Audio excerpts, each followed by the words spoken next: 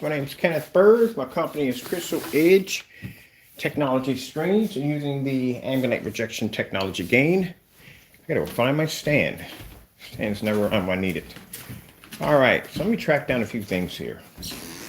Because I just got finished processing all the orders. They're done.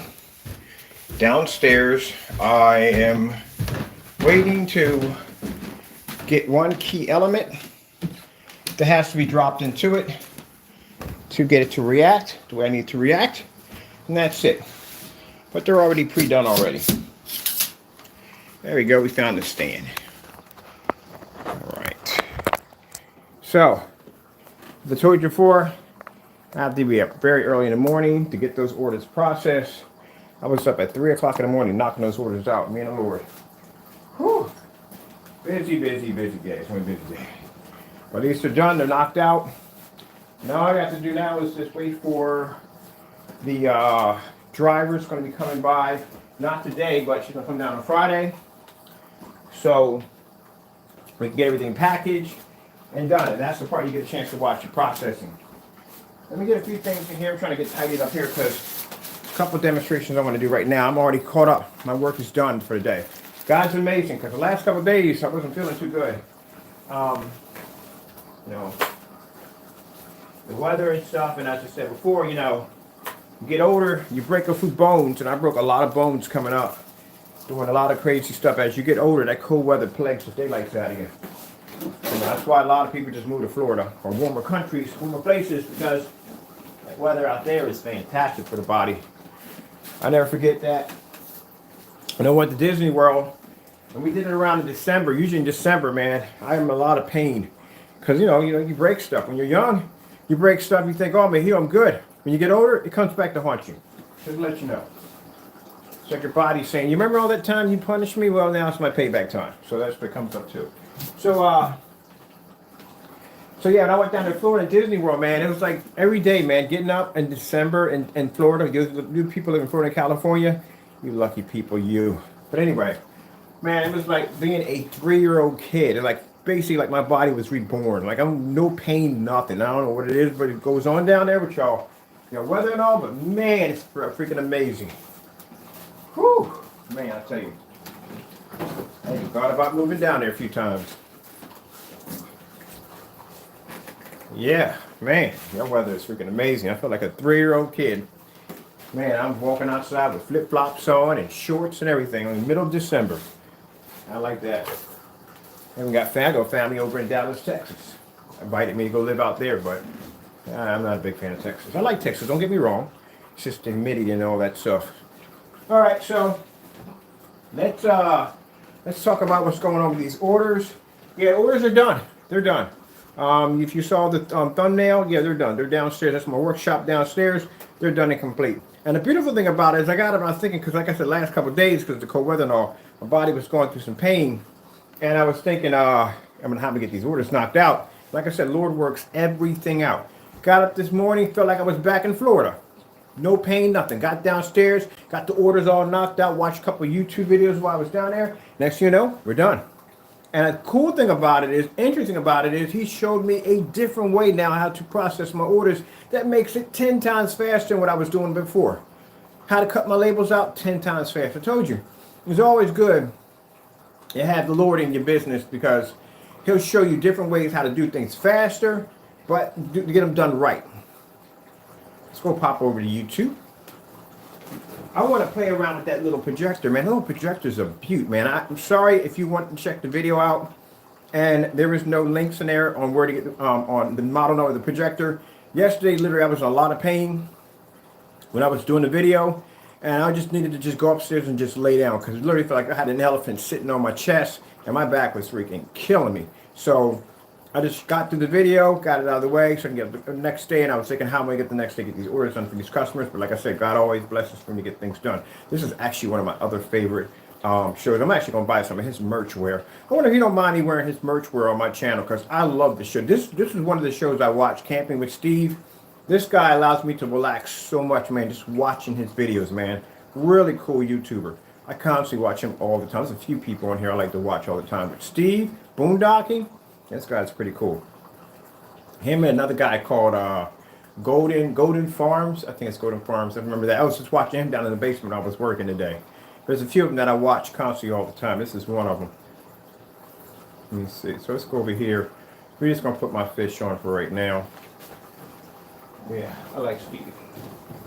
I found out Golden Sean Farms. I think that's what it is. I found out about his channel because I was doing some research on Tesla's battery system that I wanted to invest in for my new house, and happened to stumble upon his video. He had one installed in one of his house to save energy. Ended up watching his demonstration and then found that this guy was like into homestead and farming and all that stuff. And I started watching him. That's how I got hooked onto his channel. Another one, Doper Nope. These are channels I love. I love freaking Doper Nope. Oh, I just started watching this guy right here. This guy is freaking cool. I know I'm going on off topic, but there's a fellow in here called something Chasing Russell. And Russell's actually, I'm into trains, old-fashioned locomotive trains. I kind of like that stuff. I got to get one to run through the house one day. But he actually built and engineered a steam locomotive that actually takes coal. I thought that was freaking amazing. I kind of like stuff like this. Let's do some outer space. I'll do a lot of fishing here. All right, so I'm just setting up. So yeah, orders are all done. Friday, the driver comes out. Friday or Saturday, she will be out to get everything taken care of for you guys. The only thing that needs to be added to that formula downstairs, like I said, there's a special solution that we put in there. That will be here on tomorrow. So once that's all dropped in there, everything's done. We package everything up, which you get a chance to see on camera. We packing everything up and get everything ready for the customers. And then that's it. We're done. And you, oh yeah, tracking numbers. For tracking numbers, I'll announce when you get the tracking numbers, but tracking numbers will be soon. They'll be within this week. So you will have tracking numbers, information. So there's 2 sets of tracking, actually 3 sets of tracking numbers that go out. You get one, PayPal gets one, and we get the other one. Oh, I forgot to show you the highlight of this technology. So we'll turn the lights on here, and this right here, if you're wondering what this stuff is, this is the pre-coated black cloth surface that is acoustic. So it uses a form of 17 invisible black technology. It's the same technology we're using for mapping. It allows us to be able to spray an invisible coating onto a surface and allows for that projector to be able to see color and contrast and all that, even though the solution is clear. This is what this technology is. So we can spray this over this material and we can turn it into this. So when I was telling you about why I invested in that company called Lifeform, I bought one of their units because in all the demonstrations, everybody was projecting off certain objects and stuff, and they were getting these bland, ugly colors. Well, this technology is designed not to change the structure, to keep the structure intact, to keep the color intact, but the invisible coating allows for the projector to read proper color that gives you beautiful images. That's what's coated onto this surface.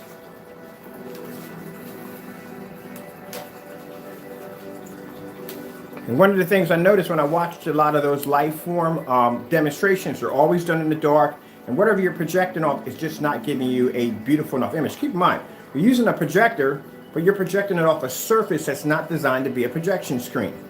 So if you're doing this off, say if you're doing, you got a car dealership, say you want to do your advertising, video mapping off one of your cars, you got that car particularly for advertisement, you can't put a black paint on that because you completely destroyed the car. But if you have invisible technology that has 100% coat in it, allowed to read color, then you can coat the entire car with that. You won't change the color of the car. You won't change the design of the car. They won't be able to see the coating because it's virtually invisible, but the projector can read the color coming through the screen. Just like when I showed you downstairs where I took the silver paint and I drew on the screen with it, that screen was green, but it was projecting red and blue and green in different colors, where that silver product remained the same color throughout the entire video. Well, the same thing with this technology.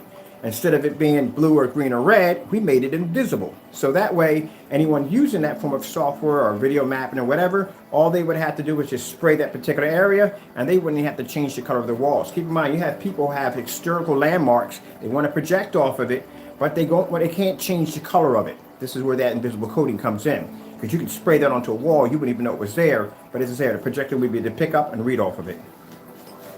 And that's what you're seeing here. This is the first look at of what this is. This is pretty much the surface that we got here. I got it from a fellow who sent it to me. See if I can do something with it.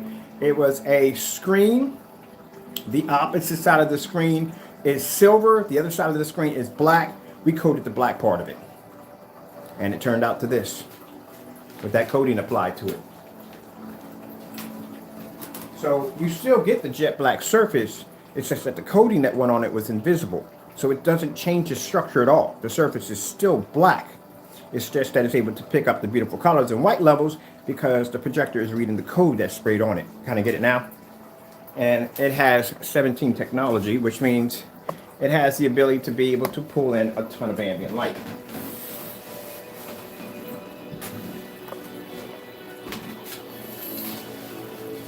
Oh, it's cloudy today. Hope we don't get any more snow. Snow, snow, snow, snow.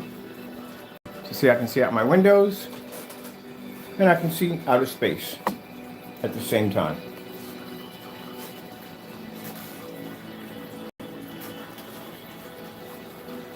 So this is called a signature coating. Signature coatings, anything you see that has the word signature underneath of it, means it's our customized coating that we design for ourselves. We don't sell it to companies. We don't sell it to customers. It's for us to design our own form of customized screens. Like if we decide to do a wallpaper screens, and then we're going to do that anyway. I got plans on doing some wallpaper screens.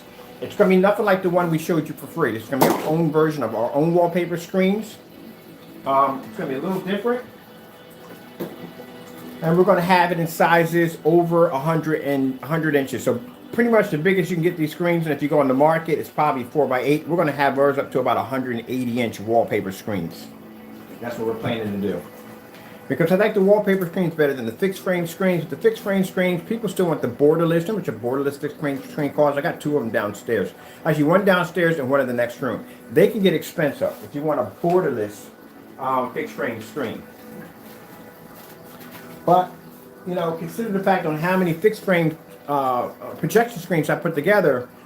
The first time putting together, it can be a bit intimidating. To see all the parts laying there in front of you and how you got to put A and B together, it can be intimidating. Some people basically shy away from those because it becomes intimidating for them. But imagine you have a wallpaper surface of 120 inches or 150 inch or a 235.1 in wallpaper coated with our technology. All you would have to do is just take it out of the box and stick it to your wall and you're done. That's it. Finished.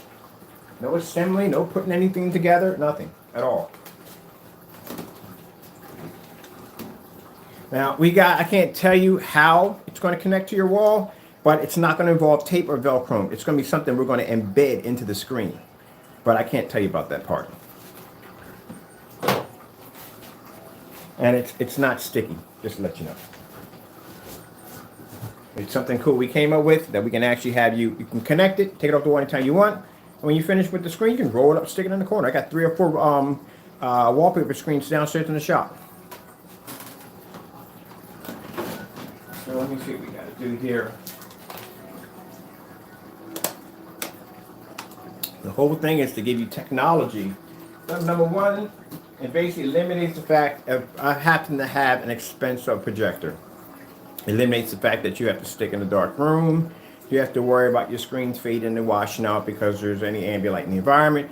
You can use it outside if you want, and it's easy to use. Much like our screen paints are extremely easy to use. All right, so let's do some outer space. Like I said, this demonstration alone with this much window light hitting my screen is hard for some demonstrations to do. Because you can't pull up that contrast level. Hey, contrast is everything. You need it. Let me see. Let's come out of... Is this my right controller? How many controls did I bring upstairs? Oh, I brought 2. Why?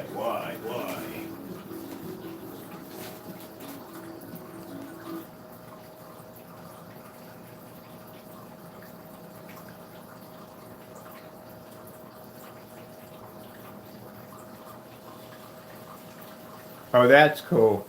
But that would freak me out. If you came in your house and you just saw one single little door, would you open it up? There you go. Okay, that's it. I like that commercial. That's officially, I love that commercial. Are you kidding me? He got it right the first time. He had to open up the second one. That's funny. Skittles got some hilarious commercials. See how beautiful that image looks? 720p. At 17. All our screens have that enhancement technology to make older projectors look incredible. And I keep telling people, at the end of the day, you keep coughing up all this money for these expensive high-power projectors. Man, these companies advertise these projectors because these projectors are needed in their demonstration to make up for what the screen can't do. That's why you never see any one of these big companies use projectors like this. They would never use a 720p projector in any of their demonstrations.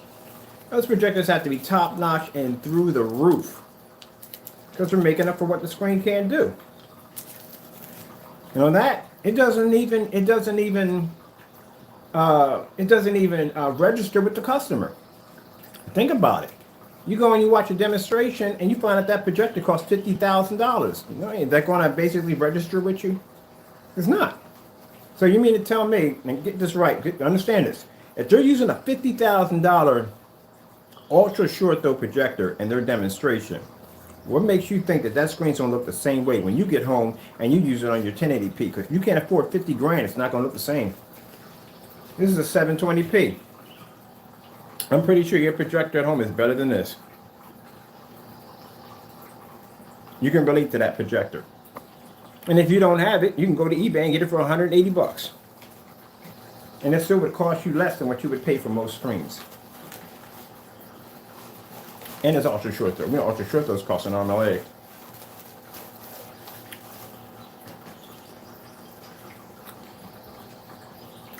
Yeah, I saw that demonstration of Screen Innovation. Then when they brought the Sony projector, they like the giant coffee table, $50,000 for that unit. It was 10,000 lumens. It was an ultra short throw laser projector. You're 10,000 lumens. You're less than a foot away from a screen.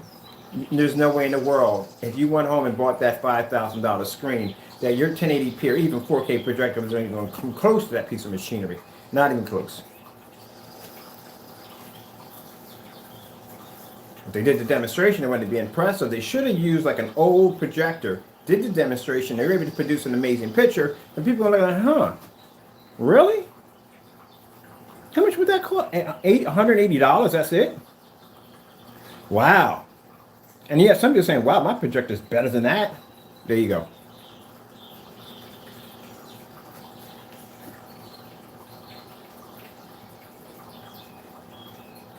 But then again, they only cater to a certain clientele.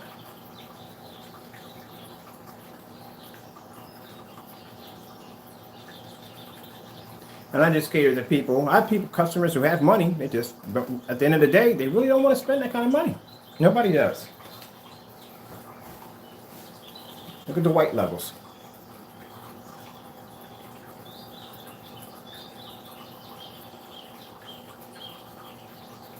All right. Well, we can leave this on because I can have my windows open in here. It's not a problem. And for anybody who wants the angle gain, this is the angle gain on our screens. For environment, and the window light coming in. There you go. I seen that projector, the Valva projector. They were showing that projector was supposed to be 5,000 lumens. From the demonstration, what I saw, the windows were over there. They were nowhere near the screen. My window light comes in and makes contact directly with my screen. Look how beautiful the greens are. And that's off $170. So you go to eBay, get yourself a projector for $180, and that's it. There's some other projector. I had it up here somewhere. Oh, no. See, here I am walking away with the remote control again from the other room. I'm going to set you guys here for a minute. I have to figure out where... Oh, it's downstairs. Oh, my stuff is downstairs. I didn't bring anything upstairs yesterday.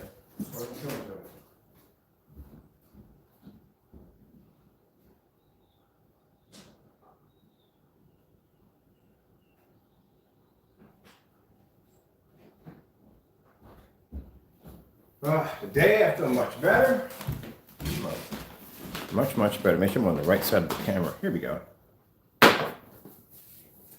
Once my orders are out, I can bring out my new 17s, my dark slate, which I cannot wait to do, and I can bring out my ultra bright, and then I can bring out the gamer paint, which I can't wait to play. And I'm gonna get back into my Red Dead Redemption too. All right. Let me get a shirt on. Put a hat on there for a minute. I think I'm going to be in here today because I have work to do in here today. Since I'm outside, they already got me caught up. So like I said, because you haven't received the tracking number doesn't mean we don't have your order. We have your order already. When I process my orders in the morning, I have to go through my accounts. I have to write down how many who ordered what. There's a list that I have. I have to add up how many who ordered what all the way down.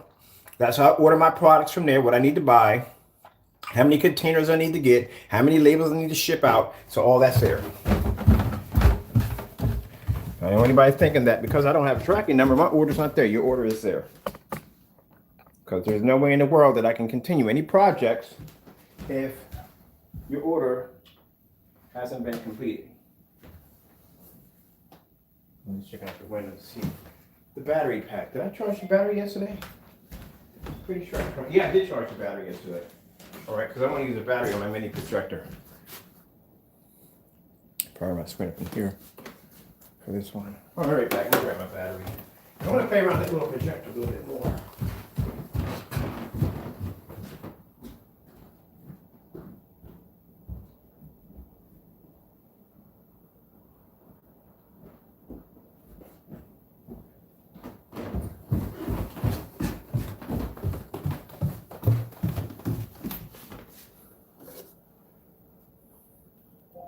4K Fish, YouTube.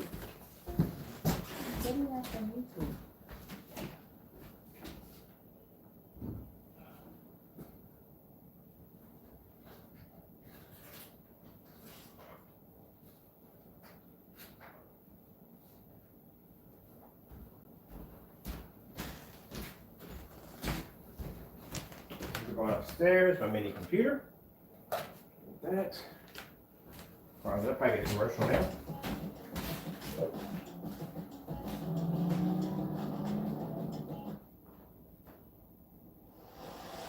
Two commercials in there.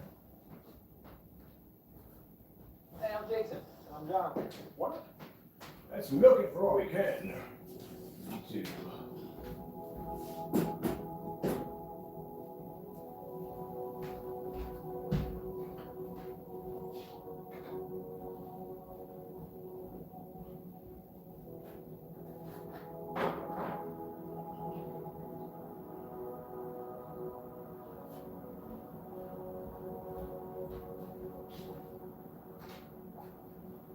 Alright, so just put you guys there for a minute.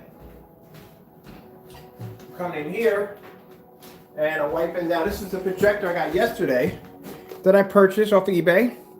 I got this for around $45. So it's an Optima DLP projector at around 2800 lumens. This looks fantastic on the black screen. It's still in factory. I haven't changed anything on it. Took it out of the box at the demonstration yesterday. Unboxed it late last night because I had to be up early to get the orders done for you guys. So we had to be up early in the morning to get all that done. So I think instead of buying a lot of these high-end venue projectors, which I've been buying lately, I'm going to start investing my money into some of these projectors. I'm going to keep it like I'm going to give myself a budget. I'm going to try to keep it under $80. But my goal is to get something for like 50 bucks. Like 80 bucks would be my maximum, how far I can come outside my box. But I want to try, I'm looking for projectors usually under the 50 mark. Oh, when I find them under the 50 mark, it's amazing. And these projectors right here, just to prove to you that, you know, people turn these projectors away and they say, oh yeah, the projector's too old. And like I said before, there's nothing wrong with the projectors. Just the technology hasn't caught up yet. That's all to it. It hasn't caught up to screens. Like I said, white screens have been around since the Stalin era. And this is a perfect example because this projector sitting on the floor, as I said before, I got this is the first ultra short throw I got from NEC. And then I liked this so much, I went around looking for more of them because I got this from a Goodwill charity site. I bought it from them. And I liked the projector so much, I went around looking for more. And I found a couple of them. They were 180. I think the most they had was around 250. And that projector right there on the floor, I paid $59 for. That's it. All I paid for my projector is $59. 720p projector, 3600 lumens. And you have some people that will bypass that. Oh, it's 720p. That's trash. I don't want that. That's garbage. That's old, outdated technology. No, it's not. Your screen's outdated. That's the problem. That's why I can sit here with the lights on and window light cascading in, and you can see a deep blue screen pop up on a projector I paid $59 for, and it looks absolutely incredible. And those of you who have good high-end projectors, you're in the dark right now.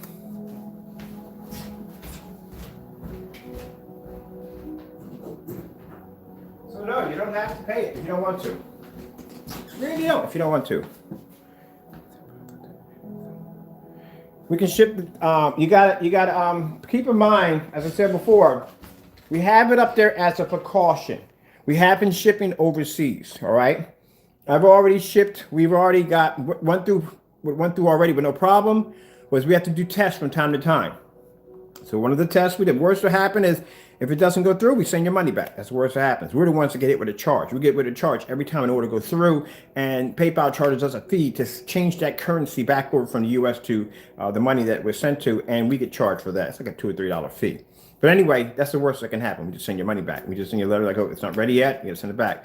We've already been able to ship to Australia. I shipped to the UK. Canada definitely went through with no problem. We shipped a few things over to Canada. Netherlands, we were able to ship over there with no problem. So there's a few places we can ship to. In UK is another one. UK, we actually shipped a lot of stuff over to UK. As a matter of fact, interesting factor that the people that I'm renting from that are actually working on allowing me to be able to buy their building from them or the house from them, her husband is from the United Kingdom, which is fantastic because I'm planning to go there not this year but next year to spend some time down there, just basically just exploring the history on the country and taking in all the tea parlors and stuff like that.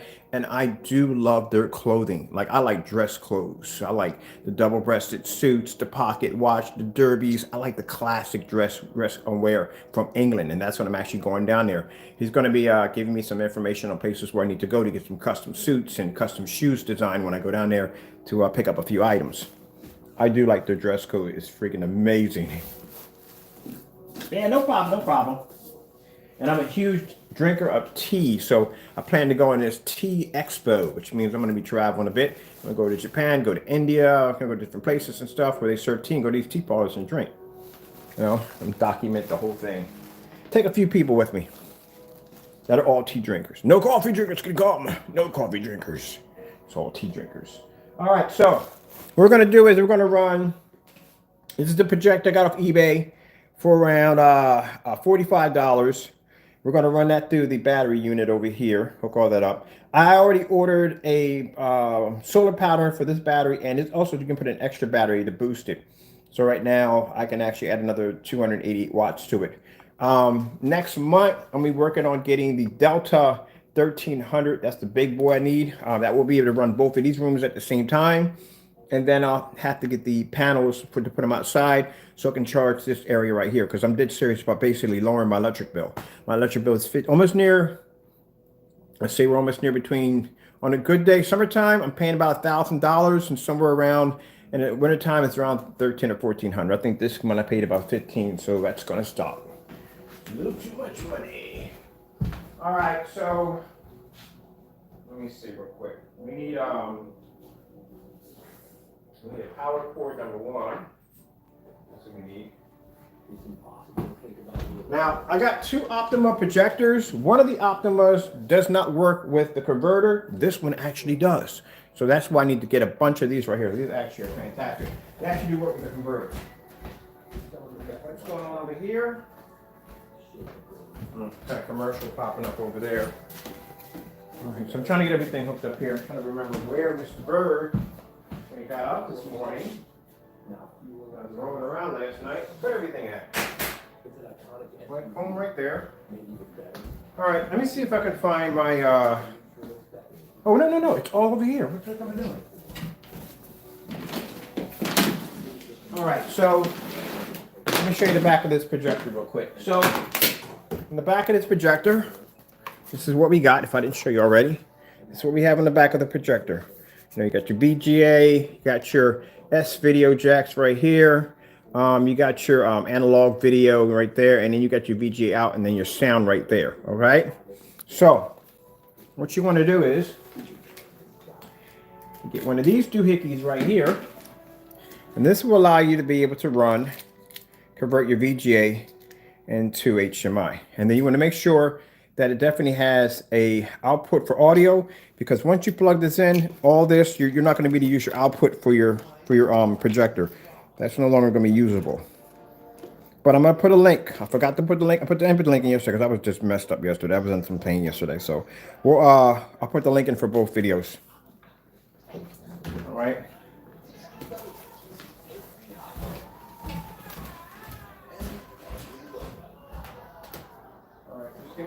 here.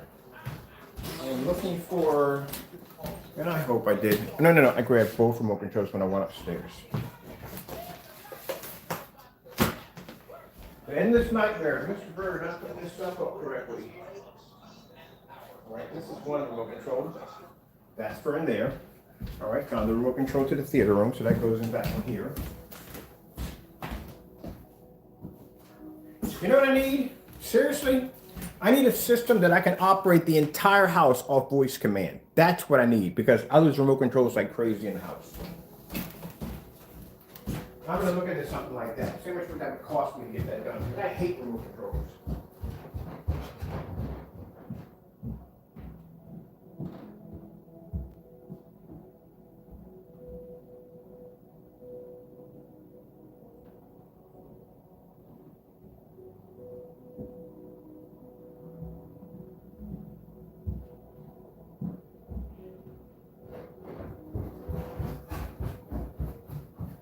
All right, I think I have the remote control for this one. All right, so let's plug all this up. So I'll bring you down here because you probably never get a chance to hook this thing up. Come down low.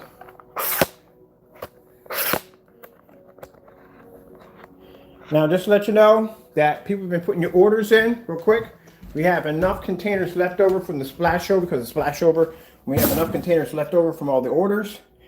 This is for anybody who puts in orders before the launch, before the ship out date. Your orders will go out along on that date with everybody else's. If you do miss that date, then you'll go out on the next ship out date. We do have enough. Usually we run out of containers and we don't have enough, but we have plenty of containers. All right, so there's my battery unit right there.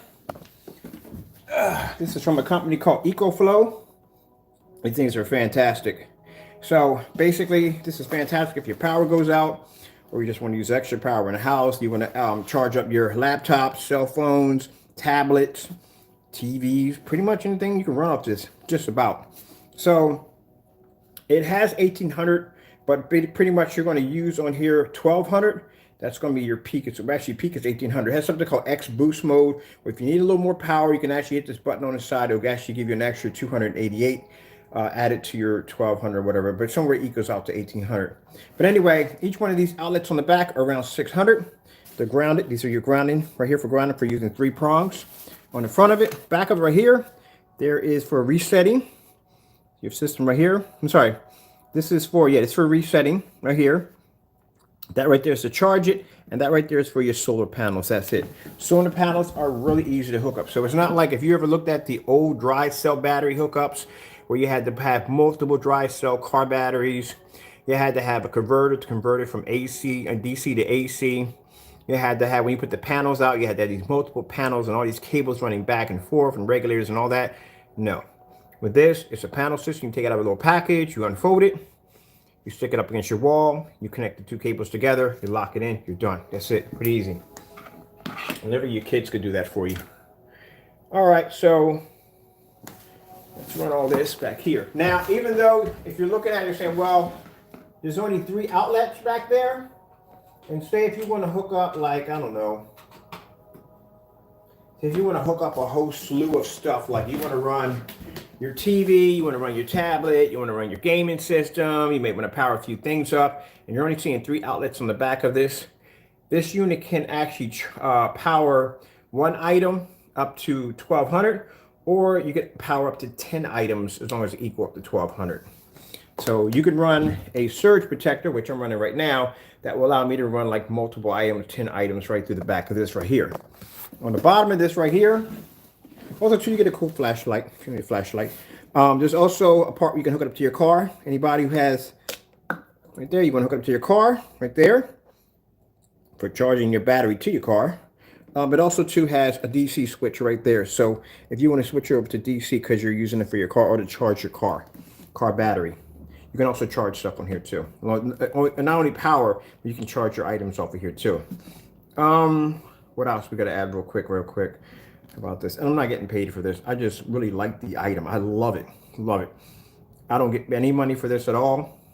I just strictly like this product a lot, so much that I'm willing to invest a lot of money to get more of them. The bottom piece of this right here, see those screws right here? You could pull this piece off. See where it actually has a little area right here at the bottom?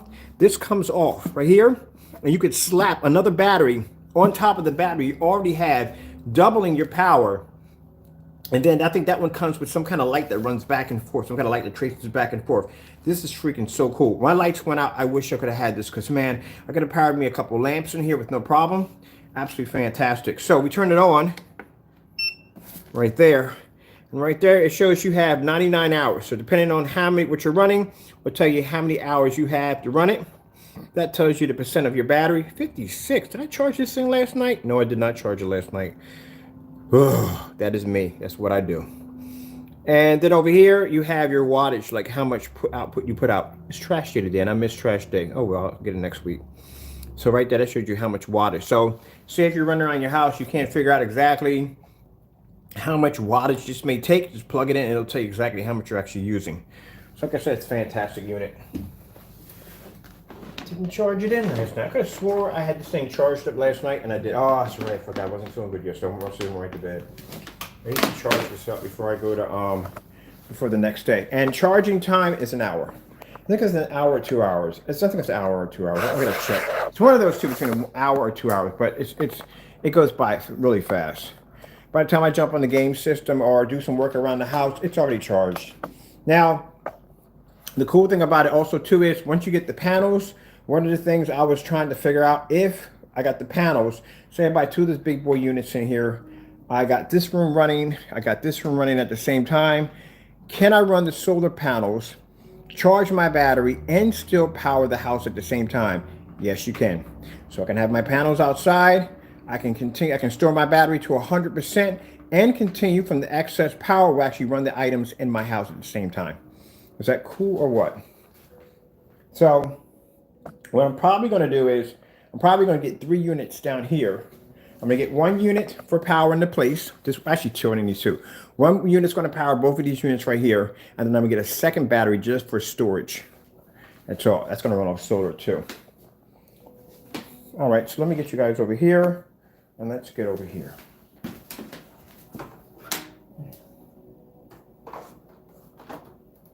Yeah, but I like this unit. I looked at a couple of them, but I just particularly like that one. Let me see. All right, now we got it all juiced up. All right, everything is plugged up, right?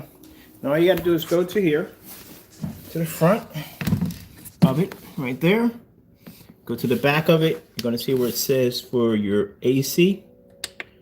Oh, before we do all that, you got to plug it up. Got to plug everything in. Duh. Really very gonna. All right. So now we get everything plugged in, and right now, from what I'm using off the Fire Stick, I'm only putting out between 4 to 5 watts. That's all the Fire Stick puts out, because that's the only thing I have plugged in there. And I just have my Fire Stick, and that's only 4 to 5 watts. That's it. So once we power on the projector, which is running right now, let me see. Just my projector coming on.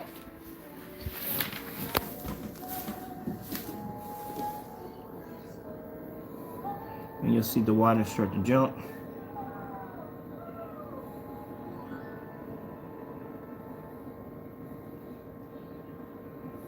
Seven, start to jump a little. Let's jump a little higher than that.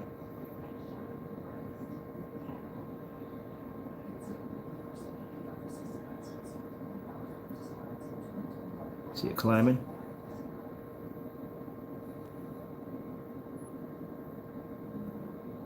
And I showed you how much power the projector is pulling right now. As it starts to jump, you'll see the hours start to decrease. So this is using somewhere between 230 or 230. And right now it's showing me that I have on my battery, on minutes, I have 3 minutes and 6 hours to run it, because there's your minutes. That tells you your minutes right there. There is your minutes, and that's your hours right there on what you have. And that shows you how much wattage you're pushing out and how much battery life you have left. See, very easy to use. And then, boom, there we go.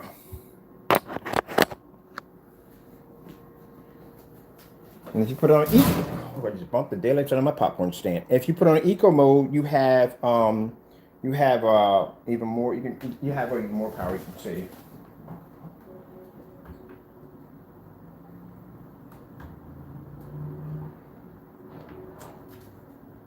Let's see. You have a stand here in the back that I can. Oh, I do have something I can choose to look better on. That's better. That's already in. All right, cool.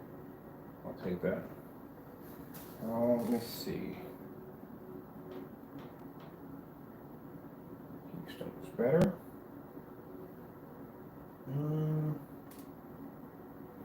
That's a good zoom. All right, that's not bad. So this is the $44 projector, and we're using this all through battery powered. Battery powered. So it's running through battery powered. I'm gonna mess it up all day. Battery powered. All right, and that is for the $45 projector right there.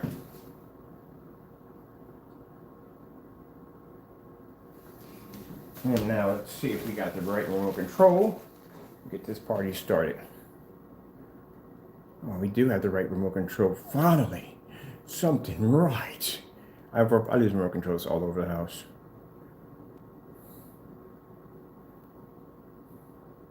I think I got a soundboard around here somewhere. I got a battery-powered soundboard. I try that out.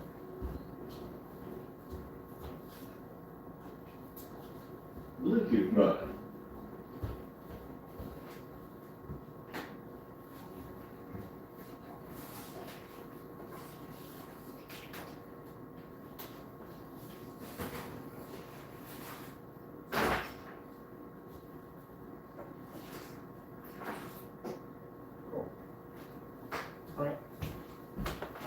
So battery, computer, soundbar. Audio link mode. All right, we're going to run this back to this.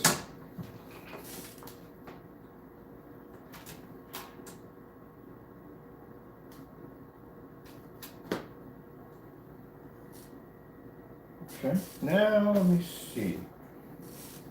Mr. Bird and his remote controls. Back in here again.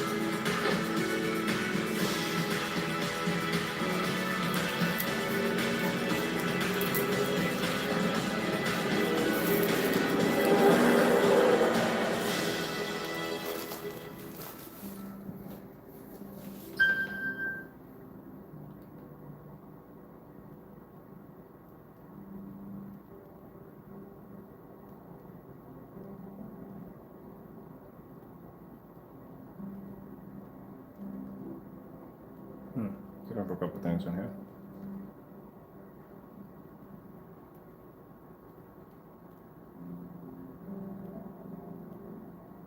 Oh, please. I'm looking at snow. Every time I see snow, I'm like, oh, please, no more. No more snow. Let me see.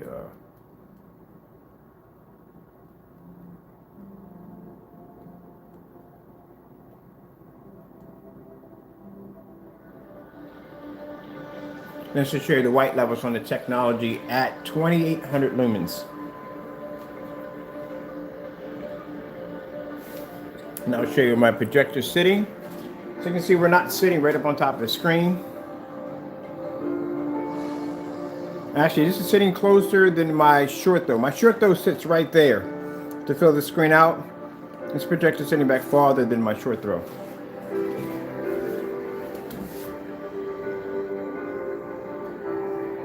And my short throw projector is 3600 lumens.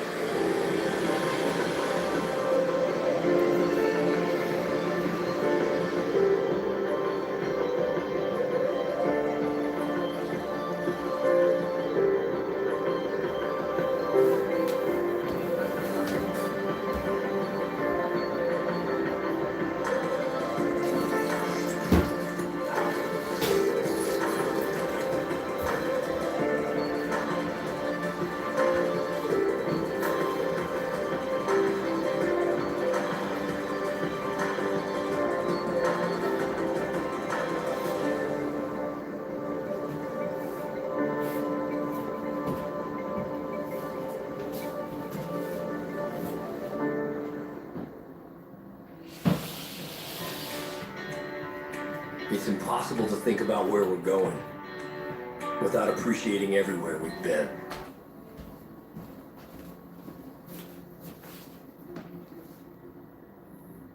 I want to be back a little farther.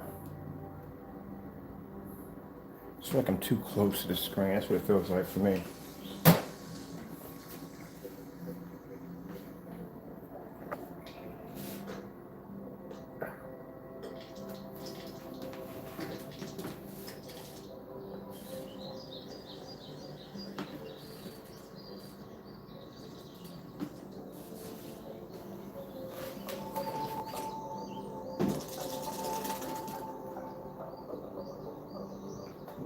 Closer. I think I'm gonna do me a blue screen today. I'm gonna paint a blue screen and use the 45, but use the 2800 lumen projector on it. Because I'm caught up and I'm bored now. I have nothing to do. And I'm antsy. I gotta paint something.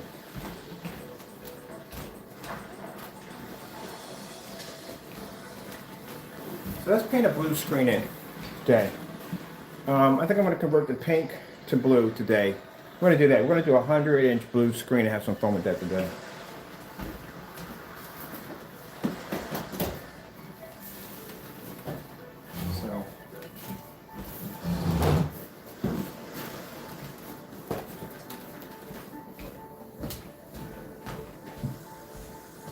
So antsy.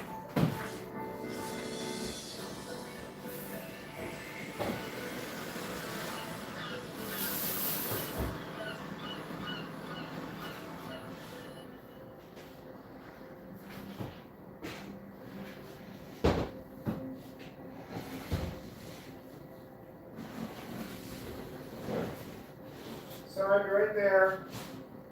You're cool on it.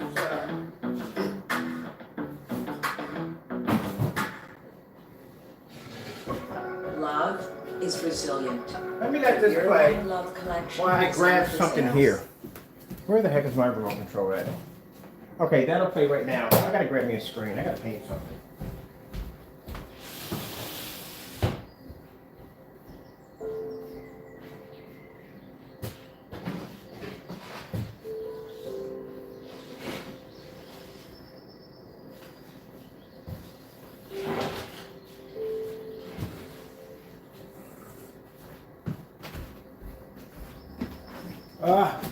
Pink screen!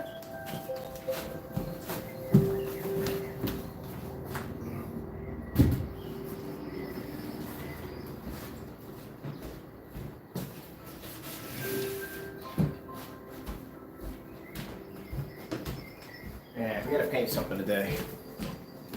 Paint it.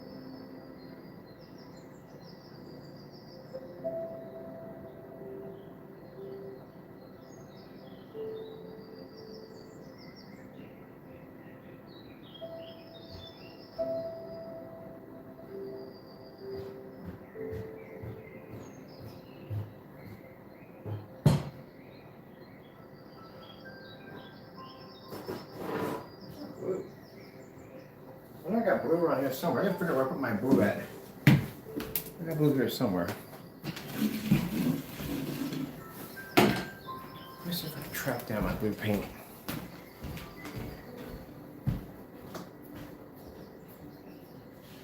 Not here. Not there.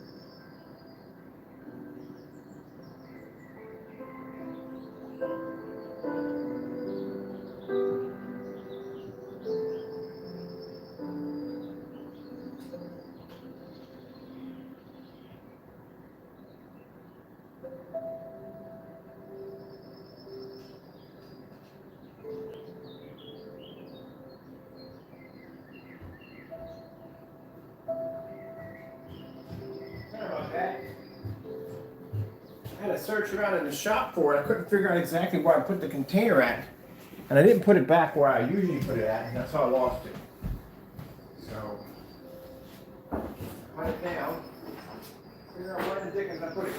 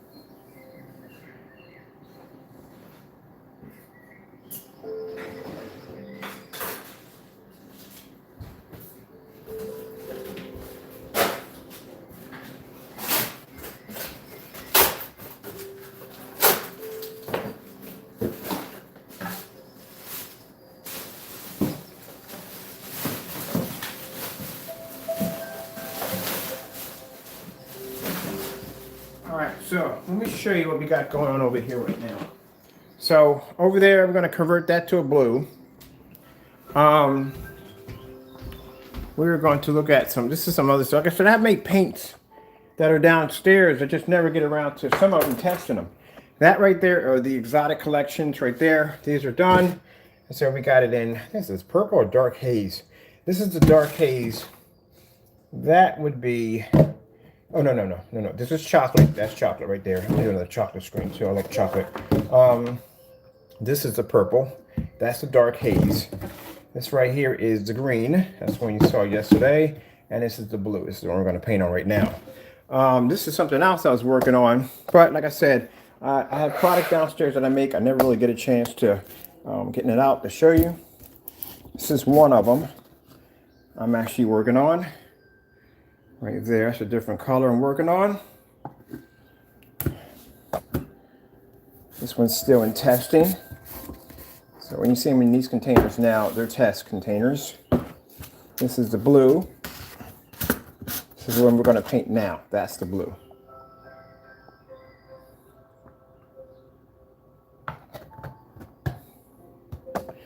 So let's get the Kraken Jackson. So this is the one right here. You see in this container? This is blue. That's the one you're seeing there. That's the blue. This one has that insane ambient light rejection technology. Now the pink, we actually darkened the pink. So anyone who got the unicorn got the we changed it over to an onyx unicorn, made it a little bit darker so it picks up the contrast levels much better. So that one was actually enhanced a bit. As I said before, we can go along, we can change them if we want. If I want to make the blue darker than that, I can make that blue navy blue if I want and still put the same coating in and it'll react the same way. Because this reacts to any tone of blue we put in, it is going to react to it. If it marries well with that particular color, we can change the tone of the color at will.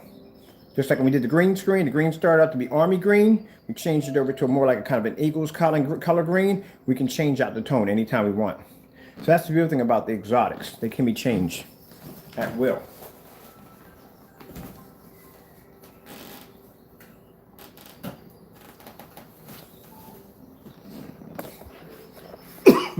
Sorry about that. Now keep in mind that anytime when you're doing a fixed frame screen, this is a test screen. I really don't care if I hit the border or not. But if you are doing your screen, you want to make sure you get this tape right here. I'm going to show you. I'm going to get yourself some frog tape.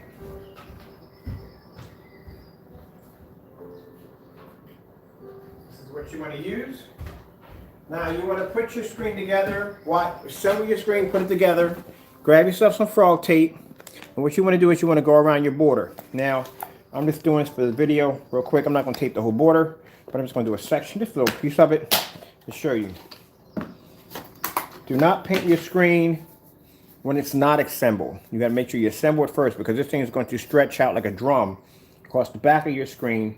If you paint it without stretching it out, you could have wrinkle lines in it, pull the screen out and have these little white lines in your screen. That's areas you'd miss with the roller because you couldn't fully paint the screen correctly. So pretty much it's simple and easy. All you got to do, maybe we'll stand here, prop this up a little better. All right, so all you're doing is just taking your tape and you're just protecting your border. So you just put a little bit here on your border. I like to use the wide right there. In the end, and what you want to do is just tuck it under your frame. That's all you want to do is bring it down and tuck it under your frame. Make sure it's under the frame when you tuck it, because that means if any paint, as you're splashing paint around in this, sorry about that, excuse me. If you're splashing paint around in this, which you are, imagine this being a paint pan, which will become. When you're splashing paint around, you're going to have heavy drops of paint splashing everywhere and all in the corners. And you want to make sure that your velvet does not get hit. So you want to make sure you wrap the tape under the frame. So that way, when you peel it out, you don't have to worry about having this little trace of whatever color paint right along the edge. And that's going to drive you nuts. Better safe than sorry. All right, and you want to make sure you coat the whole frame, everything. You want everything to be covered in green. Because you may be rolling and make a mistake and boop, there you go. You just rolled over top your frame and you damage your frame. So you don't want to go through that. When you're doing your corners are very simple. What you want to do is when you get your corners, you're going to tape it this way to the edge, tuck it like so. Make sure you're getting the corner really well. Repeat the same process as you did on the other side, just like so. Make sure it overlaps a little bit, because you want to be to tuck it under your frame. See right there, if you don't see where it's still white underneath my frame, right there, you want to make sure that, because if you don't tuck it on your frame correctly, it's going to happen. You're going to have another white line going around your screen. That's going to be the actual physical frame, and that's going to drive you crazy. So just make sure you get as close to that edge as possible, like so, and just tuck it like this. Now, to make sure you get this part here, take a little piece of tape, and you stick it right there, like so. My battery just died. Like so, across this way, and you tuck it here and here. Make sure you have a piece going across here, because that protects anything from bleeding in. And then you just cover all this up. Cover your entire frame, everything. Because I've seen some people just trace the edges right here. This is all they need. No, it's not going to happen, because like I said, when you're rolling your screen, you could bump and roll right over top that, and then you got paint all across here. You just want to make sure that you tape the entire frame all the way up. Now, if you're spraying your screen, then you want to basically tape the sides back here, because you don't want to run the risk of basically when you're spraying back and forth, that paint just spray over and tap the back of this, or some wind blow and you hit the back of your screen if you're painting this outside. You just take the whole, I'm not taping the whole frame up. I'm just showing you what you need to do. That's all. It's like paper mache. That's it. That's all you got to do. Really easy to do. And then you just paint your whole entire frame in. Now, you see the little corners area right here where the paint roller doesn't hit? See where that paint roller doesn't hit right there? All you got to do is you can get yourself a nice little stain brush that has a little corner on the end, and you could dab it in there. If you don't, you have that, you can use a sponge. If you don't have a sponge, you can put a sock in there. Take a sock and dab in that corner. When you take your roller, you put your roller on a tilt like this, and you roll it right into that corner. That's why you see me take my roller, put on a tilt like this, and roll it right in that corner. You smooth it out right in there, and you smooth it out right in here. You're going to be getting that corner a little bit with this to smooth it out, but not in that little duck area in there. So you want to make sure that you dab something in there, like a brush or roller. Even along the edges here, right along there, your roller might not reach in there correctly. So you can see, take a little sponge, dab it, and go under your frame. Don't worry about it, because your tape is actually under the frame. So you want to get all in there, soak all that in there really good with a sponge or a sock or whatever, and then you take your roller to smooth it out, tilt it on the edge, and roll right in there like that, and that'll smooth it out nice and pretty. And that's it. Real simple and easy to do.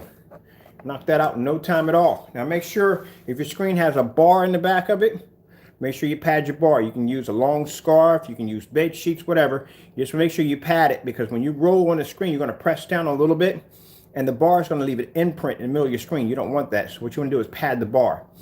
When you pull out the material, it's going to leave a little bump. You can see a little bump there for a minute, but all that smooths out. Mind you, all these screens have bars in the back of them. Every last one of them was painted. As you can see, there's no bump in the little screen.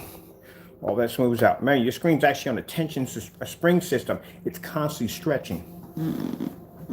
All right, so let's paint this in real quick. And let's be done. We're going to turn this blue. Blue, blue, how do you do? Do, do, do, do, do, do, do.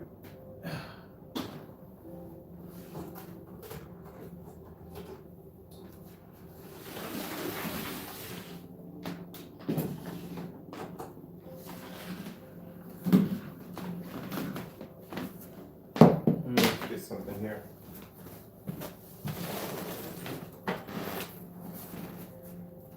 My battery died. It's my fault, because I didn't charge it up last night, so that was my bad. But we're gonna run it off some juice, regular juice.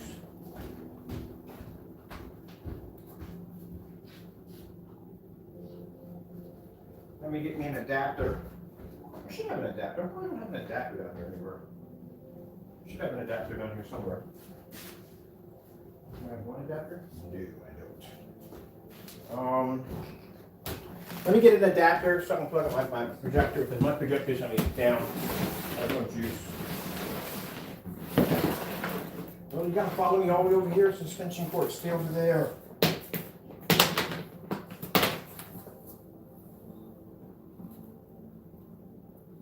All those green paints, the 12s and 15s all paint the same way. Let me get a piece of this.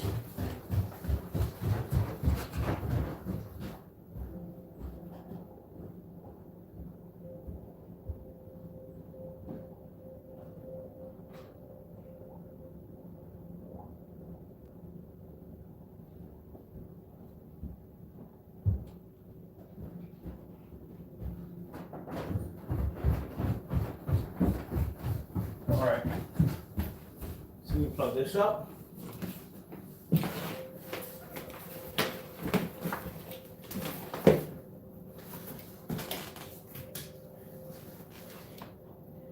we have some power over here to run our system. All right, that's good. Got some juice over there. That's good. All right, now on this one, I don't have to pad the bar because literally there are so many coats of paint on this screen. I couldn't begin to count how many. It's a lot. So this screen is about as stiff as a piece of wood. There is no way in the world anything is going to imprint anywhere. It is as stiff as a piece of wood. It's got to be about 20 or 30 on here. So we're going to convert this over to blue. And like I said, it's really easy to paint. A lot of people I'm not saying a lot of people, some people I talk to, they get really intimidated by painting the screen, they're afraid they're going to mess it up. There is no way literally you could mess this screen up. It is virtually impossible. If your dog had the ability to be able to paint the screen, if he had posable thumbs, he could do it for you. It is literally that easy. Your kids could paint the screen. It's that easy. It's not hard to do. There's no way in the world you can mess it up. Unless you're standing in the middle of the screen while you're painting it, that's the only way I can think you could do it.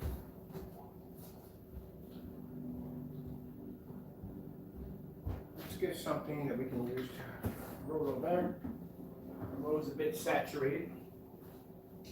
Trying to find something here that we can use to dry my roll off a little better.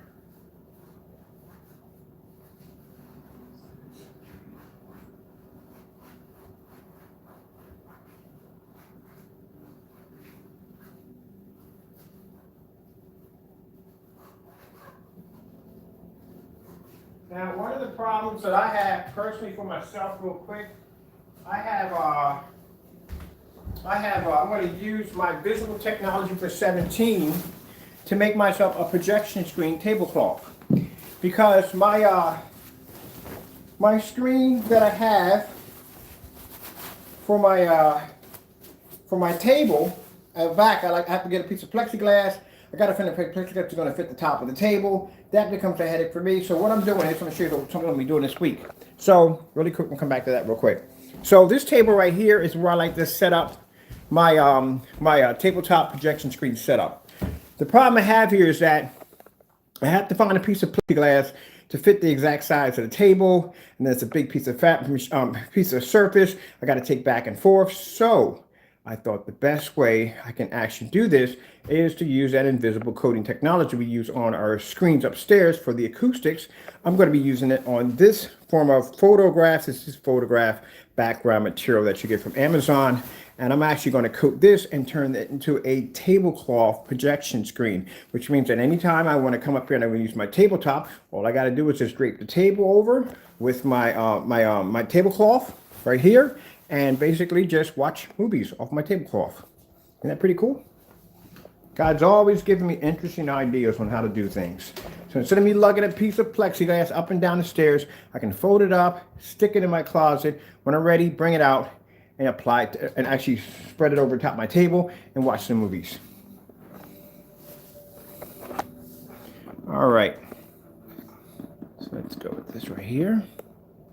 Put you guys on a good angle there. We got our paint here, which is the blue. And I don't think we got to stir it up, do we? I guess it's working anyway, just stir this in case.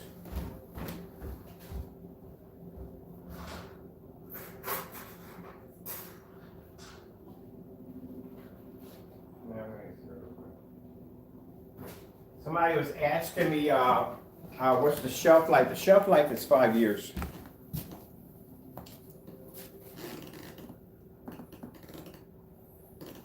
I'm kind of hungry for a bit. There's some skin right there. It's like a bit of some skin. Let me see. I see you. I'm gonna come up on my hand. There we go. There's a bit of some skin.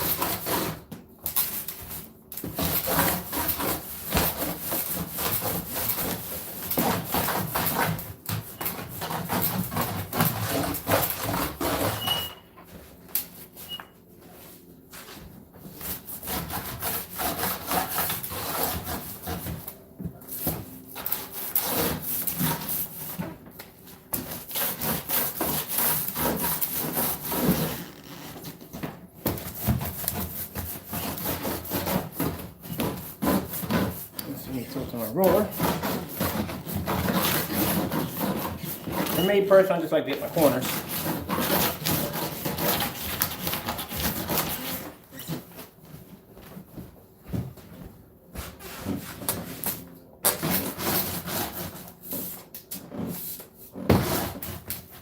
Really? Tighten. Hold on a second.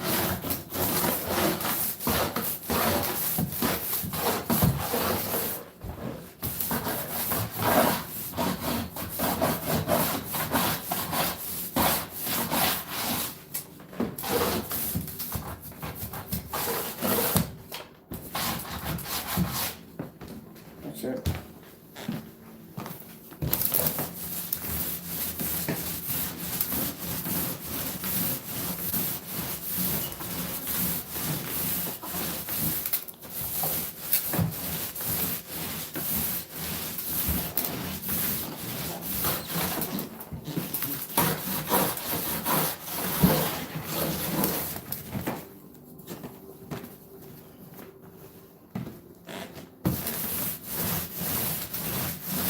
Yeah, pretty blue, isn't it? Very beautiful blue.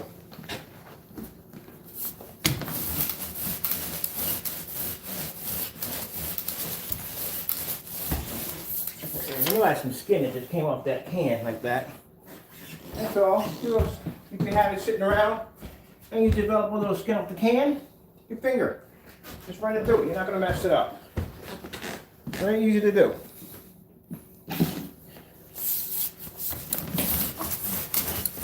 Go right on the spot. You just run your fingers through. That's it.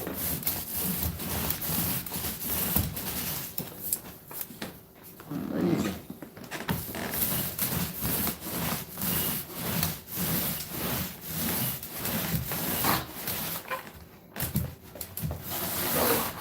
Now see right there? My roller bumped over and hit the side. That's why you want to actually take the whole thing.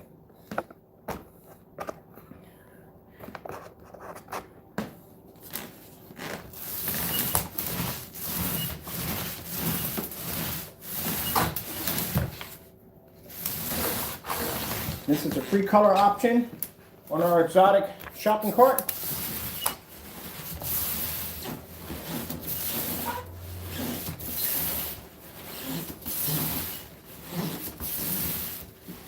I just pass over and that's it.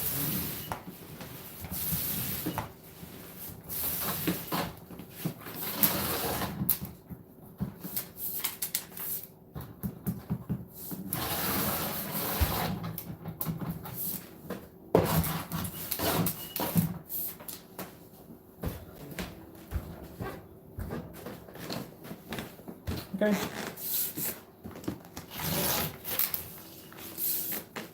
Oh, it's a little wonky. There we go, done. We're not going to use a fan to dry this. I'll do it in here.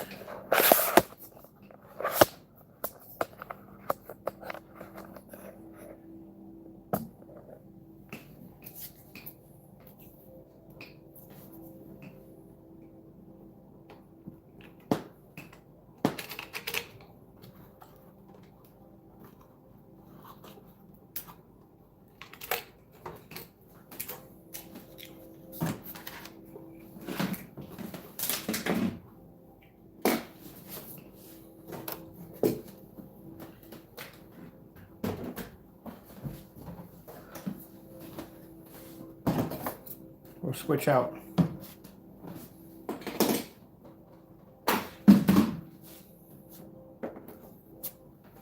I do switch outs all the time.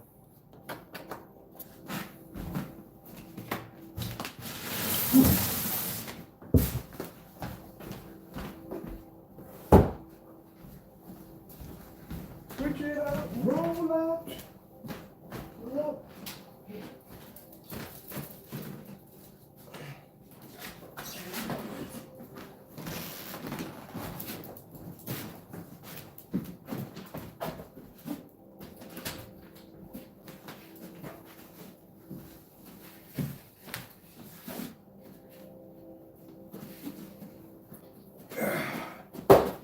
Oh, that's nice. It's kind of heavy. Wait. Whew. Oh man, it's a heavy aluminum frame. I'm gonna have to bring it up a little higher because when I had the 92-inch, and so it's got to be higher.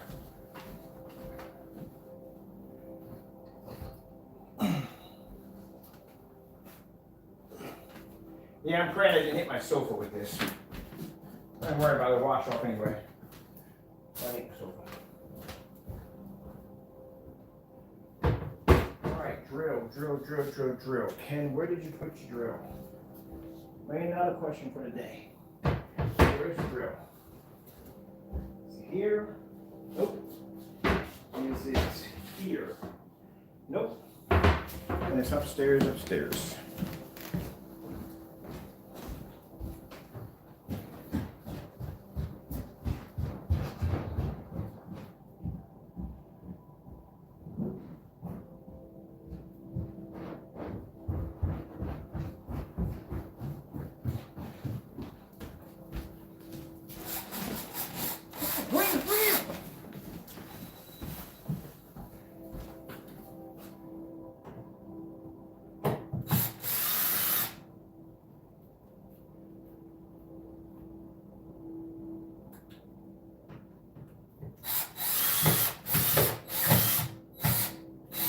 Now, for those of you wondering about, you put holes in here all the time.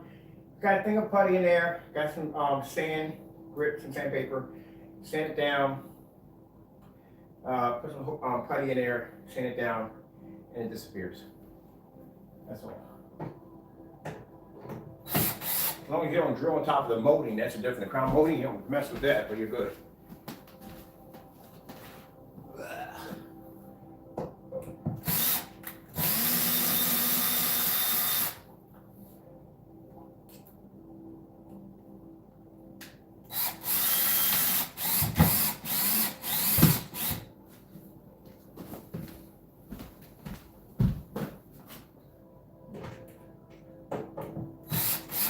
I gotta raise my hands even higher. All right.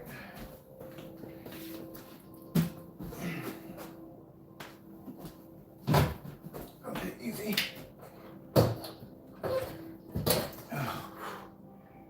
Whew. Thank you, Lord. Thank you. Man, imagine as I'm lifting this thing up, I gotta be careful that my stomach doesn't press against the screen at the same time. Man.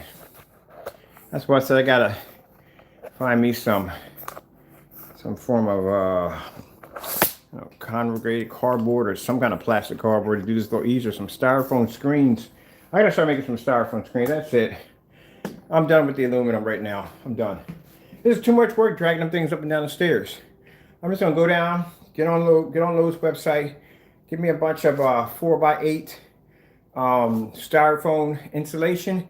And we're gonna coat those, and those are gonna be the screens, because man, I'm not lugging this thing anymore. I'm done. Man, this thing takes a lot out of you. All right, let's get it fired up.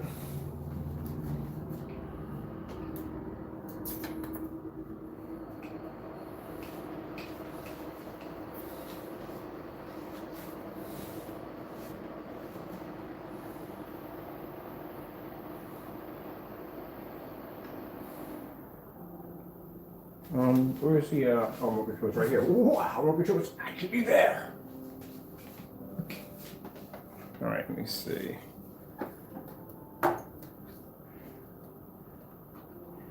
Have a look at the blue.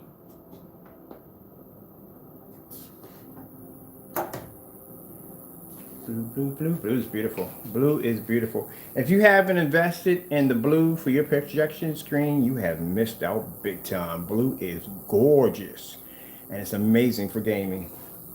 It is a beautiful screen. It's an interesting color, but you have no idea. Blue was the first one we developed, and when I saw the blue, I was like, oh my goodness. Blue is gorgeous. And this is a free color option, people. Free color option.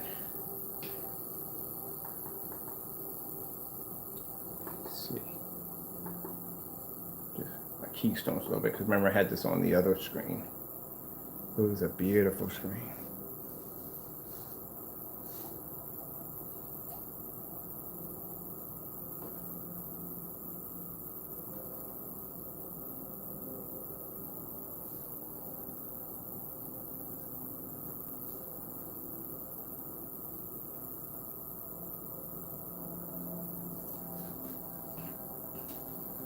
I'm gonna dry the screen with no fan. No fan!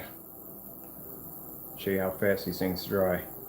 Even when they're wet, they don't give off any kind of glare or nothing.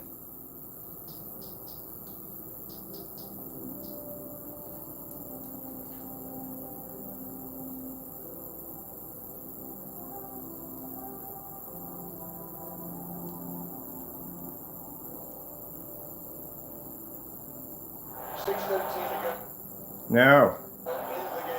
Ask me if I need another account. I already got 2 accounts. I'm good.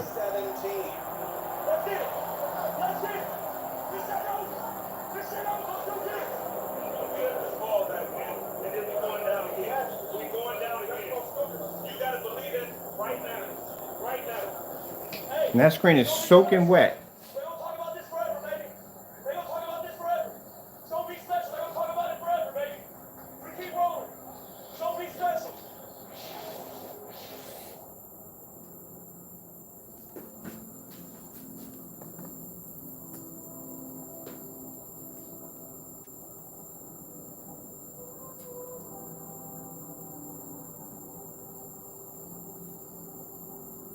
Real fruit and whole grains.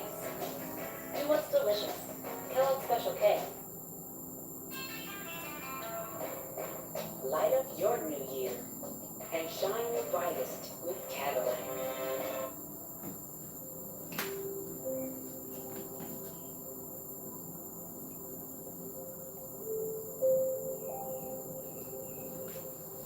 Now while that's drying, let me go clean my mess up back here.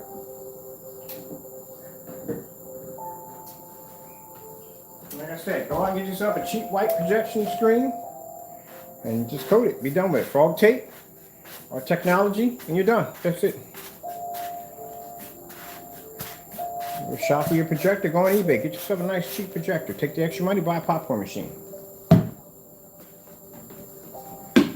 some movie sofa chairs or whatever you want to put in your theater room.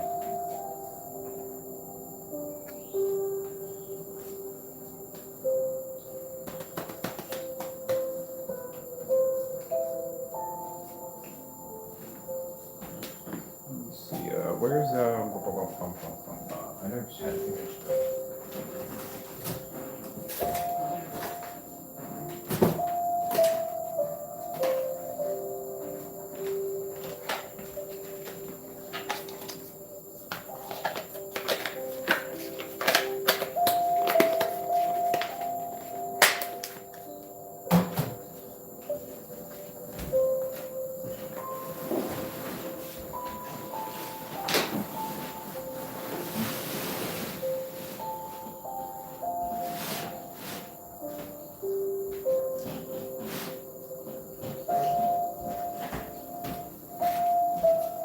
grab it on control. Gotta put this roller in the wash. So clean this up. And just figure out what I just did with. Oh, no, that goes right here. Cool. So let's pull something else up.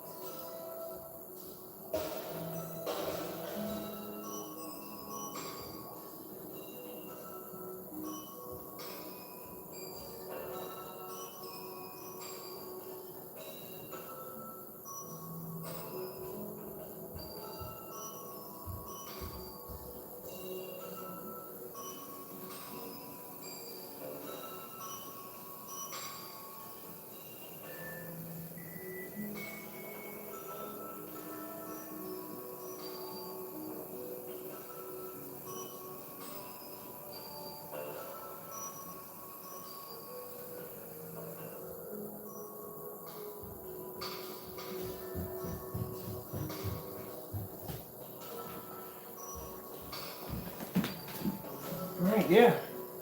So by the time screen's practically dry, I had time to clean up my area. Everything back to normal. My ruler's washed out. Paint's downstairs, and I'm done for the day. That's it. So like I said, took no time at all to paint the screen. It'll dry in no time at all, and that's it. We're done. Oh, let's grab. Let me see.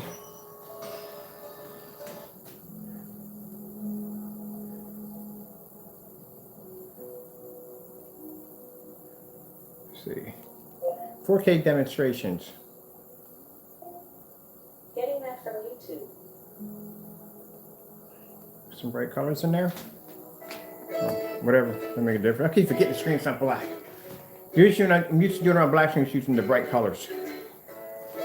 But the exotics are designed to pull in contrast, white levels, but their main point is color.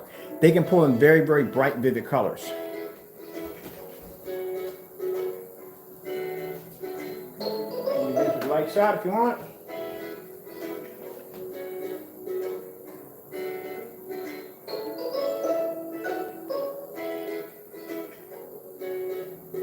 And you can see they have 100% coding technology, which allows them to be able to read color. Even though the screen's blue, it can read orange and green and different colors like that.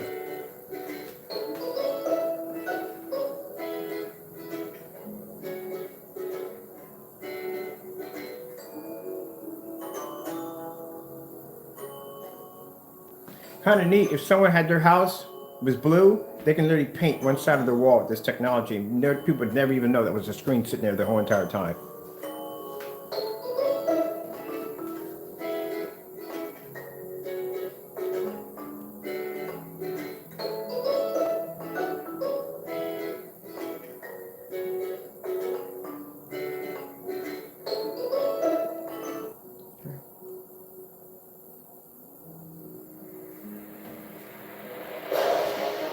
You can pull black. Blues can read contrast levels.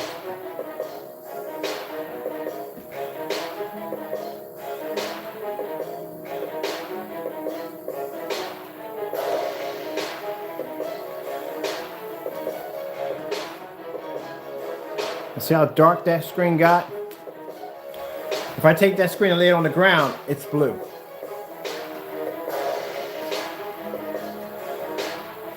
Put the lights out. Hey, good morning, Tony. How you doing? God bless to you too. Someone was asking a few questions while I was downstairs picking her business. I used to own an HDR projector. I had a ViewSonic 747 projector, and we did some demonstrations on some technology we were working on to make 720p's almost passable for 4Ks. We did a demonstration with 1080p's next to 720p's. And in that demonstration, I'll post it below. In that demonstration, we did a PX747 ViewSonic versus a 720p, and you couldn't tell one screen from the other. And from that day on, I said, I'm never buying a 4K ever again. We don't need to buy 4Ks. We can make 720p projectors look absolutely incredible. See that blue right there? That's the same blue technology in the next room over there, and that's on 720p. The projector we have over here is 1080p. The screens have incredible gain capabilities. They don't fade or wash out. And that projector right there cost me, as I told my customers, $59.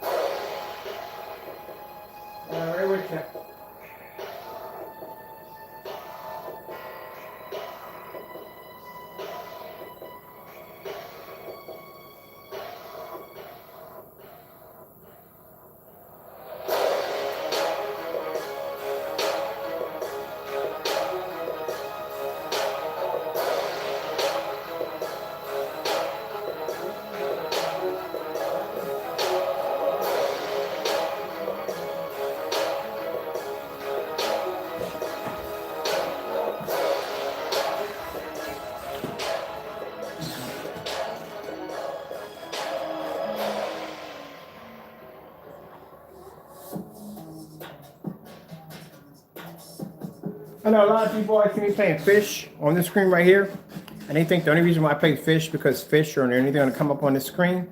No, I can play anything I want on here.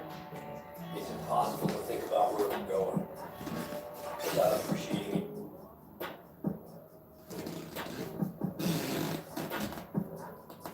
So no, I've already did testing against HDR projectors. I have customers who have HDR projectors. If the product didn't work with their, keep in mind, I've been selling screen paint for over 10 years.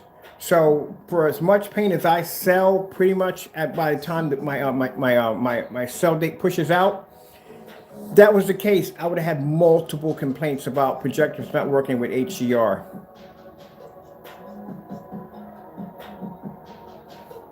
The fact that you're watching a 720p outdated ultra short throw projector look this good in a fully lit environment, I think an HDR projector would be a cakewalk. It'd just be too easy. This is why we use the outdated projectors, the old projectors. If I can make that projector look good, I'm pretty sure it's going to look fantastic on 4K.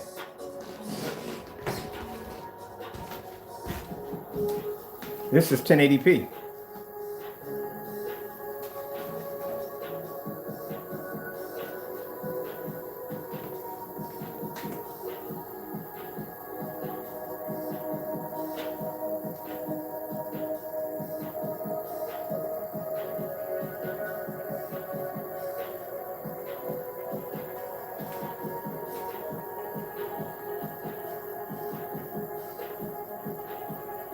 Love that blue. I tell you, God, it's amazing. God is amazing. Give me the ability to be able to do this. Every day I get a chance to do this. Every day. Even on days, there's days where I get up and I feel like absolute crap. I just really don't want to work that day. Well, like I said, I have a passion for what I do. So I love what I do. I can be in the middle of having breakfast or dinner or whatever, lunch, and an idea pop up in my head. Or God will say, hey, we can make this, but eat your food first. I'll jump up and run downstairs like a kid at Christmas. I love doing this. It's going to be a sad day for me, when I have to give it up.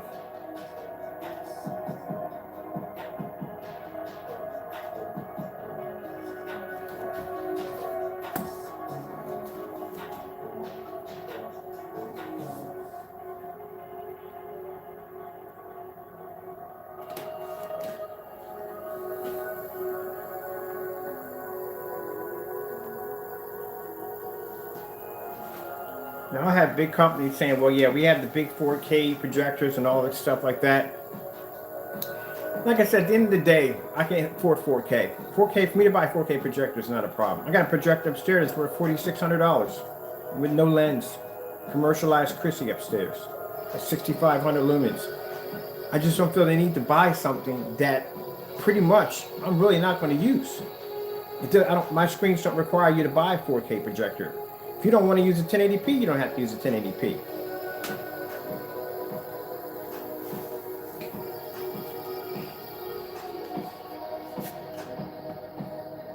And I've done those demonstrations already. I've done a Chrissy 505 projector that is 1920 by 1200, 5,000 lumens versus a projector of 1,000 lumens, only 600 by 800 res.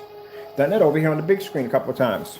And we've done 4K. I bought a 4K projector. And when I saw the technology we were working on how we could upgrade and make 720p projectors look incredible, at that point right there on camera, I said, I'm never buying a 4K projector ever again. And I sold my projector, I think that coming week, I sold it on eBay. I went back and got a 4K Sense. No point.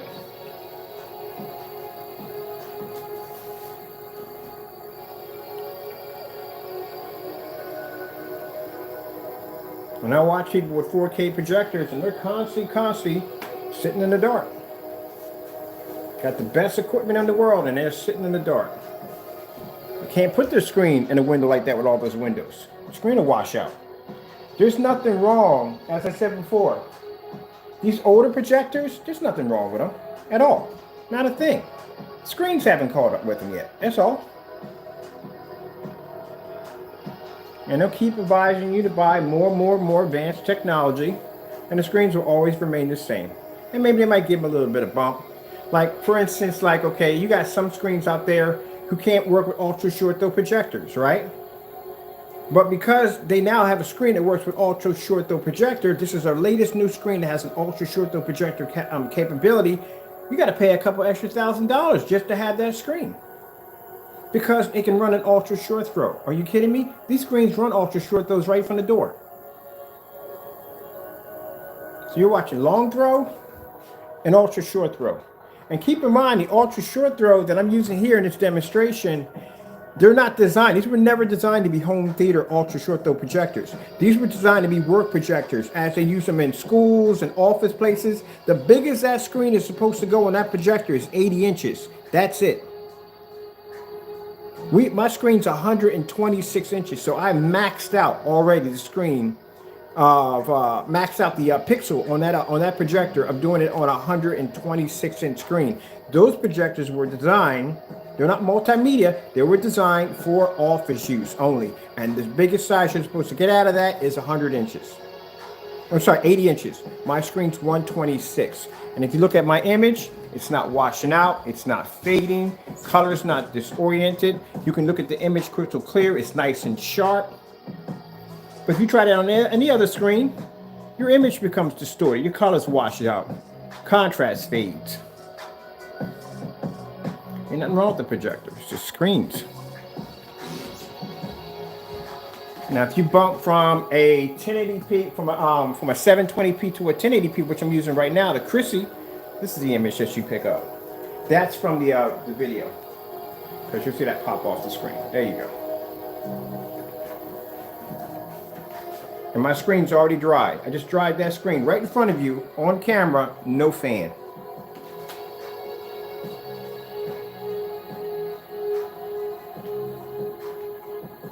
Let's bring it back here because I don't want this in the whatchamacallit.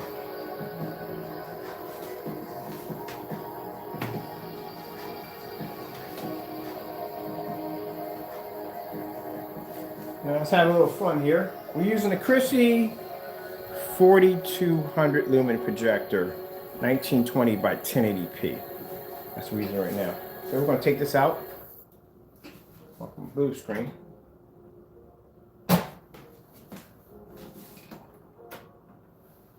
You guys can come over here and check out 720p.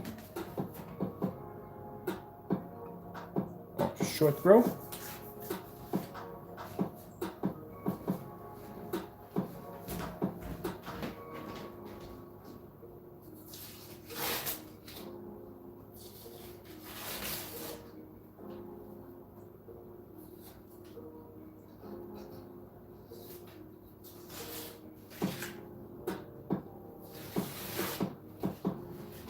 Like I said, if it works that well on a 720p projector, a 4K projector is a cakewalk.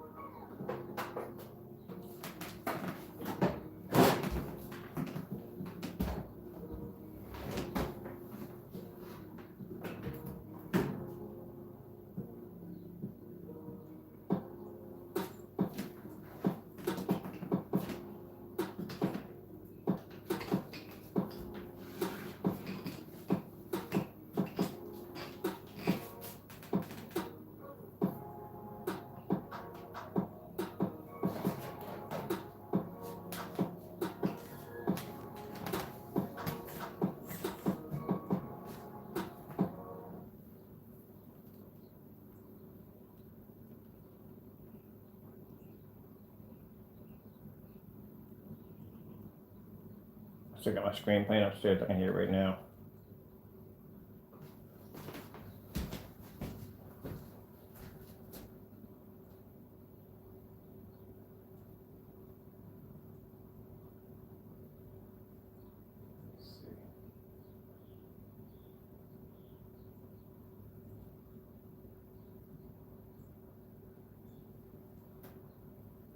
Let's fire it up now.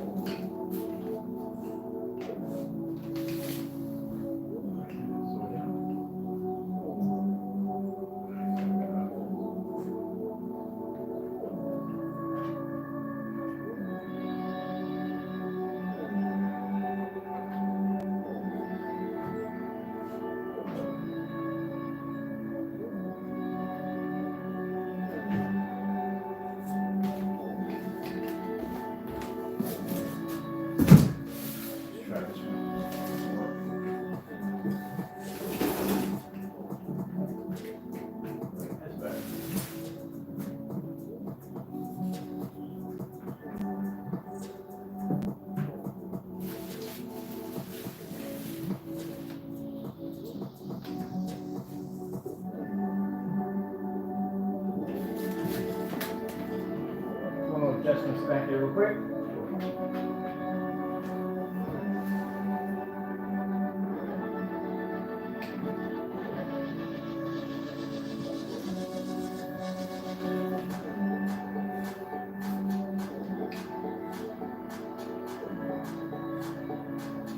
Alright, so we're swapping out over here. We went from the 43, now we're at 2800 lumens. 2800 lumens, and this is the distance where the projector is sitting at 2800 lumens, fully lit environment. Long throw. Make sure we got the right remote controls here. There we go.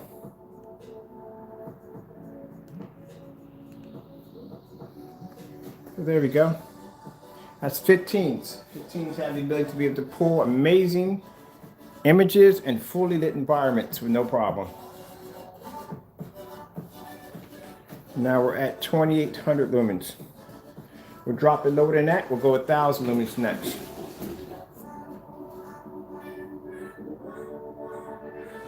In here. There we go. And that's a projector that cost me $45. That's it.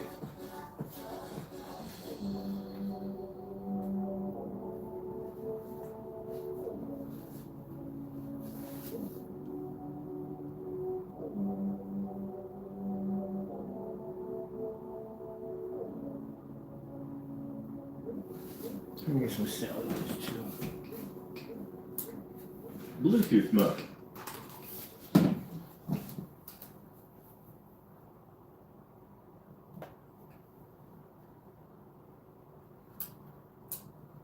Bluetooth mode. Oh, yeah, Bluetooth mode. Should be logged in. Audio link mode.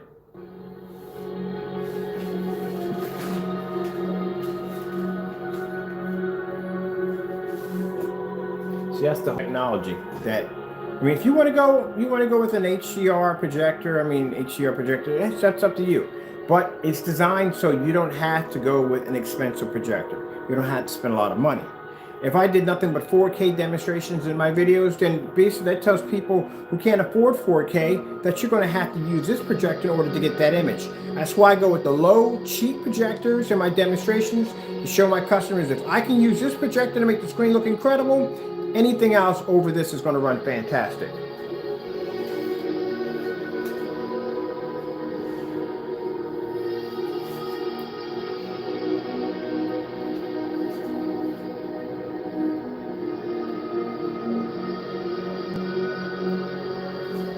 Drop the lights in here. So the lights out on 28. Matter of fact, I'm gonna leave you guys here. I'm gonna go get my 1000 lumen projector from upstairs. Hey, Mr. Tiger!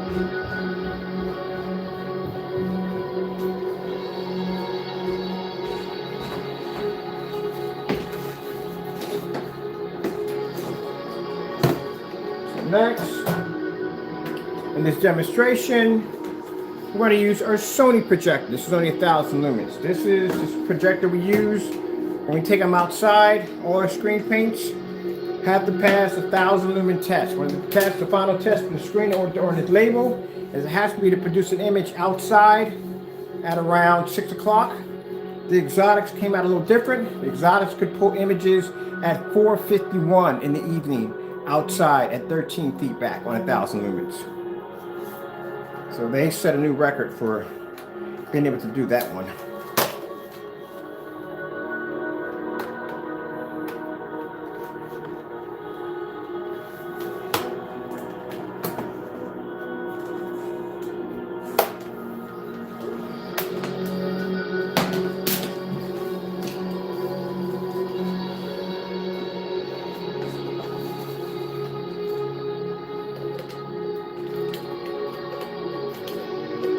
Pretty soon, 4K is going to become, but they keep bringing out these higher reses on it. 4K is going to become the new 720p. Lie or not, they keep coming out with these 4K, 8K, and 12K projectors.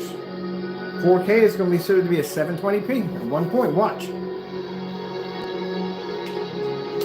And that's when you think about it, when I tell you that there's nothing wrong with the screen. The kids keep bringing out these newer and newer projectors. You have 12K projectors literally out there now in the market.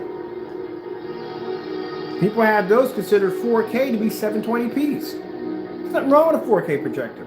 Just like there's nothing wrong with a 720p projector.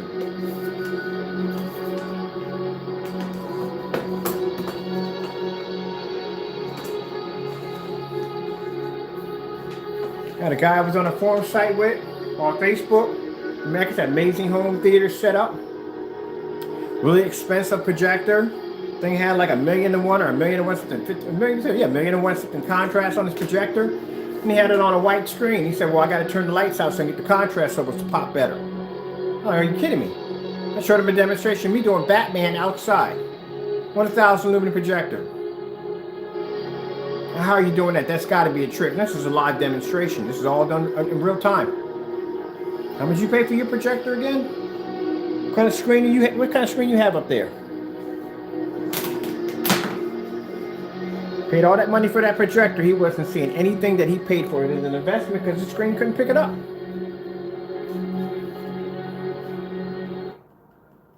Screen could not pick it up.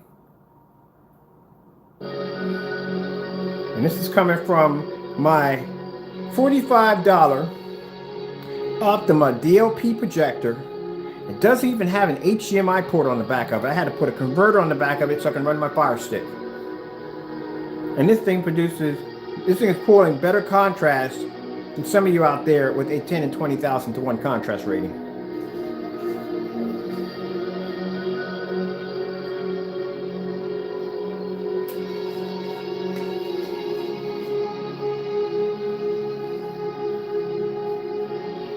Lights on, lights off. How easy both.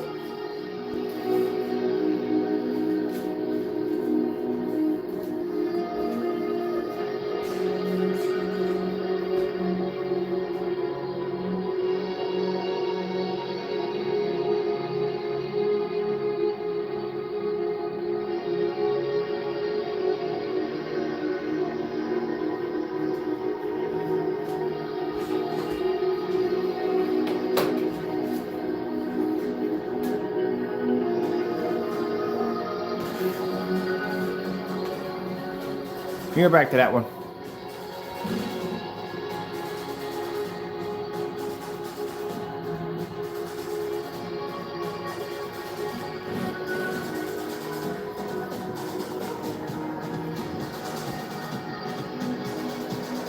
How bright that screen is? Oh, that light. I gotta clean my car up there too. From edge to edge, just like a TV. Right out my window.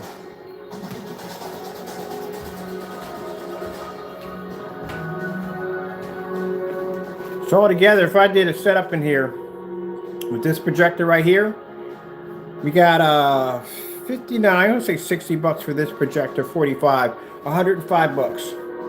That's what I would have paid for both projectors. And both of them can be used in fully lit environments.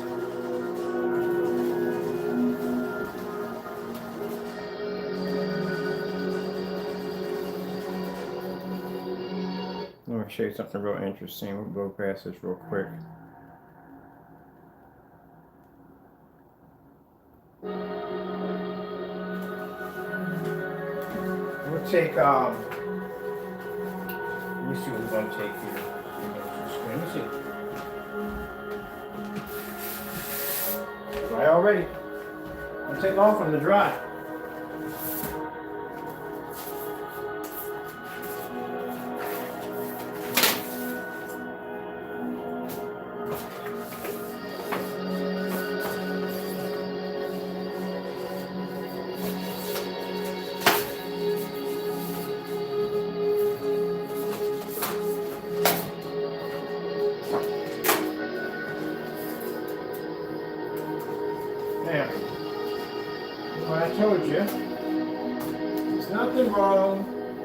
with the projector. There's something wrong with the screen, right? So what we're going to do is pause right there, and I'll show you why.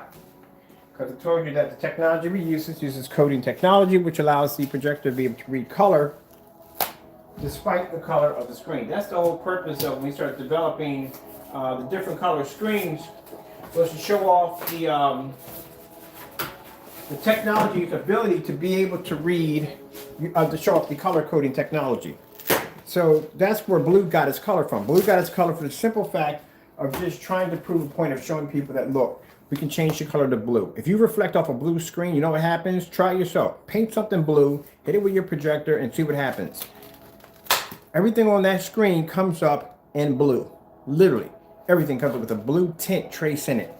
Where this technology is designed to see past the blue and read the coding that's within the screen paint, which allows it to be able to read color, which means I don't never have to calibrate a projector or worry about the contrast levels are going to be too low or this, that, and the other, because I can go and I can heighten those levels in that code in order to give me that image.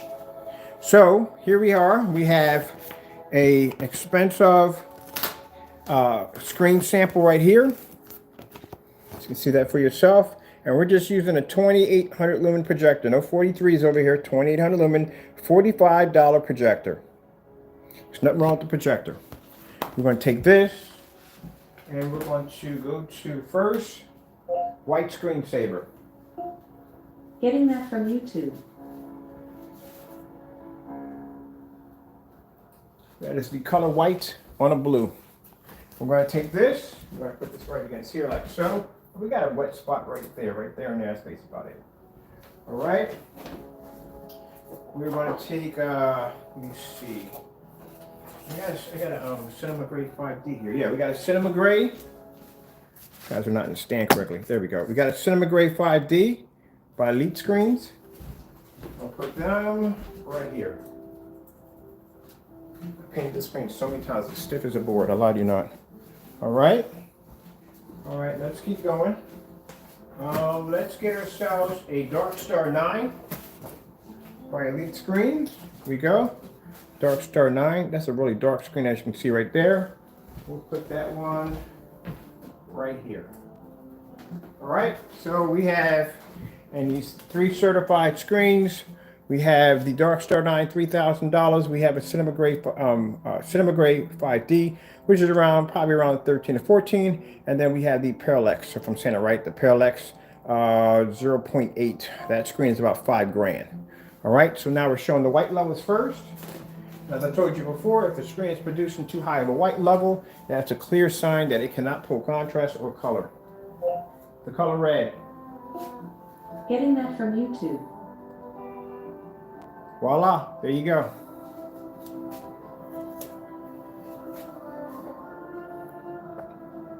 And that's on 2800 lumens on a $45 projector. Let's take our lights out, see what happens.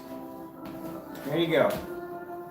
Not even in the dark, you're not seeing red. So you got one of these screens, you're not seeing red at all. You know why? Because it's reflecting off that silver, and it's reflecting off that silver or gray material. There's no code behind it. All you're reading is something that is lacking contrast. It has very high white levels, but you're lacking contrast and you're lacking color. That's where where you have people are telling you that you want to have to calibrate your projector, or the projector that you're using right now. And I guarantee if you went to one of these companies, say, well, I'm using a Optima projector. It's 720p. It's what? It's 720p. No, you can't use that. Minimum 1080p. I would suggest you go with 4K. That's what I would suggest. And they're going to pick a very expensive projector. See, this is what you need, because this projector is designed to optimize and blah, blah, blah, blah, blah, and blah, blah, blah with the environment, and blah, blah, blah, blah, blah with the screen, and blah, blah, blah, blah, blah. At the end of the day, you spend $5,000 for a screen and probably about $3,000 to $4,000 for a projector. Yep, that's what you just spent. Where, in my demonstrations, let me take this off real quick. This thing's a little more sticky on it.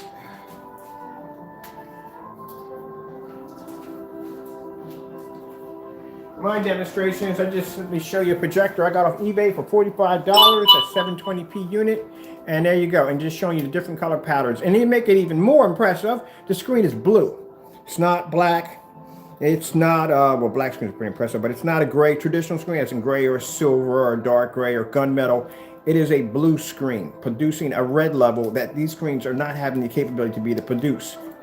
which also proves the fact that the color coding technology is existing, and also proves the fact that, like I said, these screens can't read proper color, and that's where the calibrating comes in and buying expensive projectors, because the reason why they use these expensive projectors is to make up for what the screen is lacking.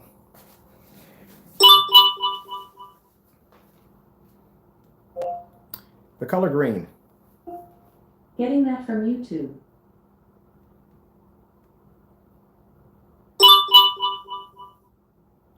Oh, stop asking me for one another account. That's somebody else contacting me right now. The color gray. Getting that from YouTube. So here with dark gray. And you should do much better with light gray. And here we are with light gray. Go Walk and Skechers Go That's Walk not light 5, gray, our but you know what I'm most getting advanced at. walking shoe yet. We deliver technology in every step, featuring impact-reducing Skechers Comfort pillars, air-cooled Go-The-Mat insoles, and a shoe that's now machine washable. We made the best better. Skechers Go Walk 5. All right, can we get on to where we're going at? Okay, there we go. All right. The color blue. Getting that from YouTube. There's blue. There is blue and purple. I mean, there's blue and purple and blue.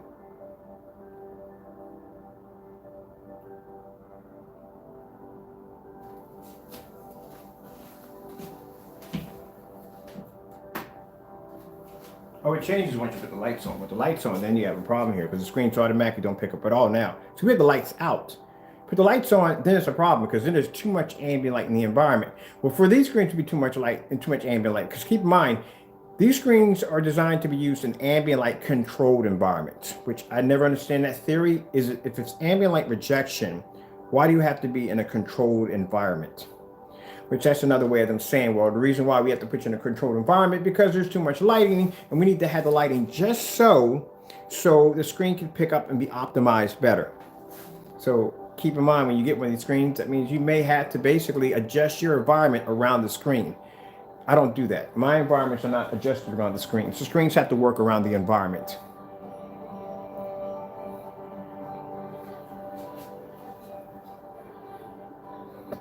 Because I'm not going to be in here equalizing my lights trying to figure out exactly what lights are too close to the screen. I don't have time for that.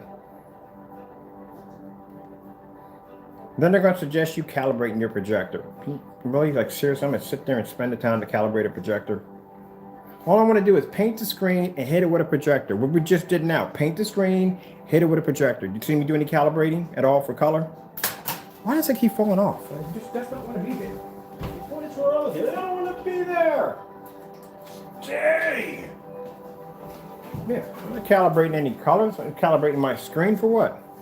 So I can get the colors to come in correctly? Nah.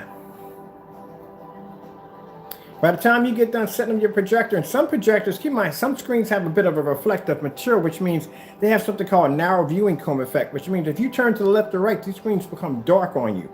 And these are the same screens that have that kind of reflective material, may have issues, and say may have issues using ultra short throw or short throw projectors, which means if you get one of these screens, you buy an ultra short throw, that's not going to happen. You got to take one unit back. Either the screen's going back or the projector's going back. And if it basically has that kind of image, we're having a problem where the screen's going to become dark on you, because if you move from the left or to the right, and has a narrow viewing cone, that means you have to interline your projector to actually fit just right in your screen so the image comes up bright from corner to corner to corner. As in, let me see, give you an example. Red screensaver. Getting that from YouTube.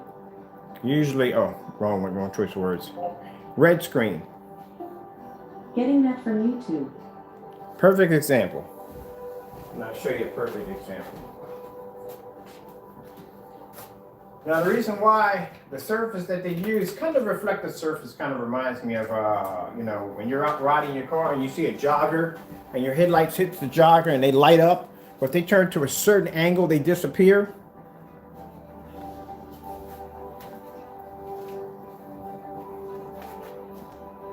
There you go. You see it? That's called a narrow viewing cone. That means the screen can't be viewed on certain angles. And as we start to move in front of the projector, the image becomes brighter. Move back a little bit this way. Now, if I'm standing here, this is the image I'm going to get. A little farther. And there you go. So some screens have an issue with angle gain. Now, I've watched this because when I watch their demonstrations, I study the demonstrations very carefully. I watch the lighting they have in their environment, how much lighting they use in the environment, the background, how much light's pushing up off the walls, what kind of projectors are they using, and if they're doing any angle gain demonstrations, and I see very little of them actually taking that camera and going all the way to the side and kissing the screen. There's one particular company in mind that we figured that out about their technology, and they got very ticked over it too. They got very upset over it. But we figured out that their screens they suffer from narrow viewing cone on their screens. Sony, 4K demonstration, color. Getting that from YouTube. You want me to pay how much for what?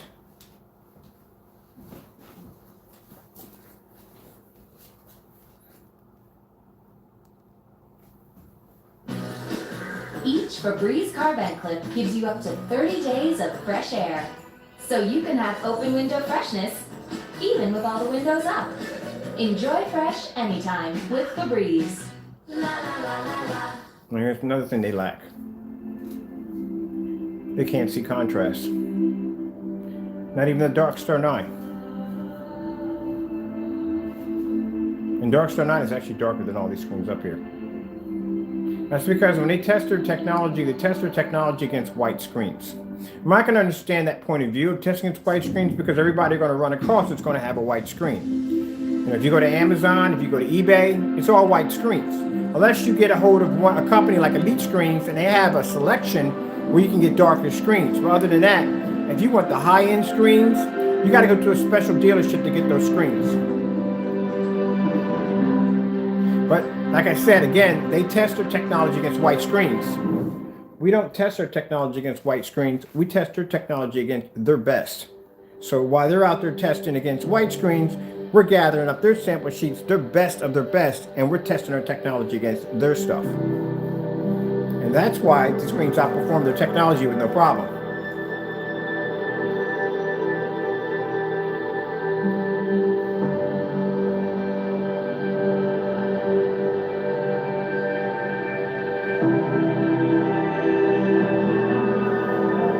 Starfield demonstration. Getting that from YouTube.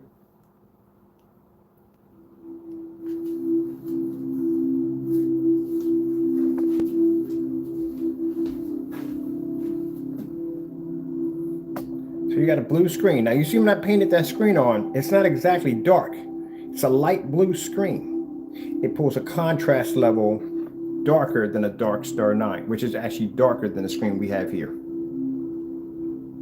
Because the screen has a code to read contrast. They don't. And on my cheap $45 projector. Doesn't even have an HDMI port on the back of it.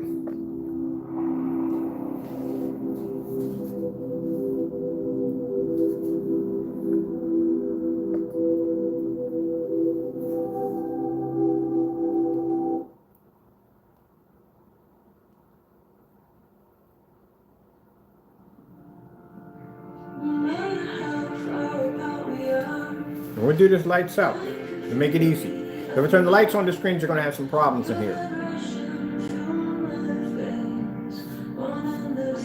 Unless you think our screen can't maintain with lights on, which I used to do it.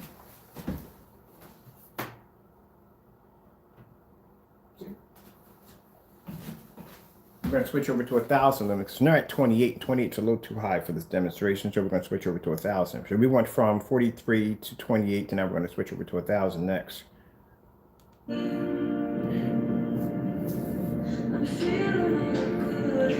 when I showed you the different colors, like the reds and stuff, that shows you what the projector's actually seeing. Now I play it back to you on a video, and you see how fast your colors are fading with the lights out.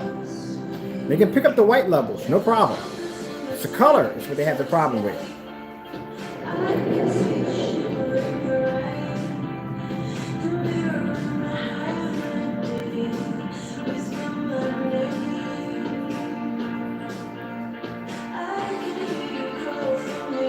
Now you see the colors changing in and out? Don't forget the screen where technology we're using is blue. So that color code is activating. Every time that projector throws a color at it, it's activating, it's reading the color. So you're watching a blue screen, read color, read contrast, read white levels.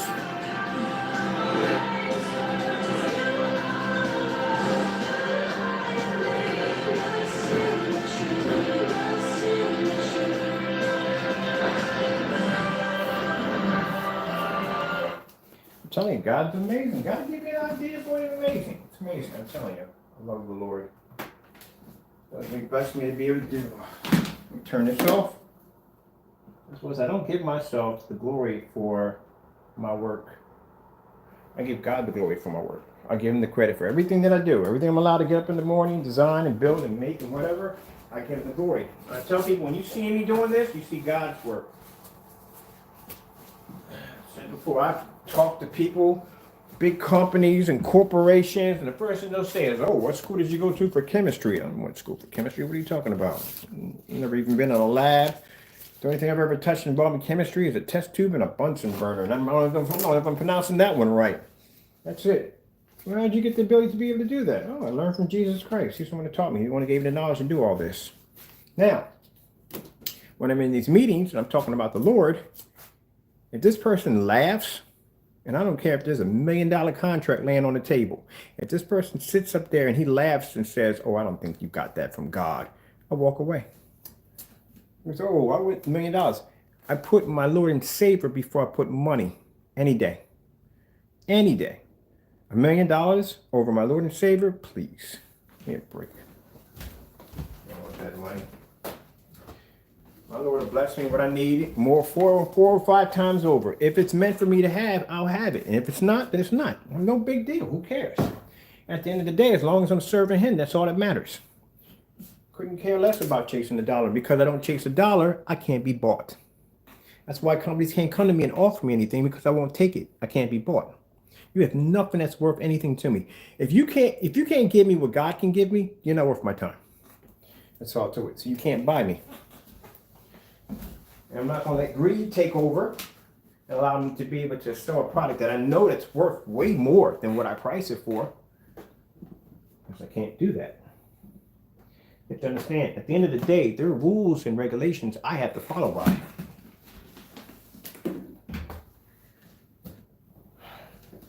So, it allows me to be able to see what I can see. Some people can't see the wolves in sheep clothing because they're too busy chasing the money.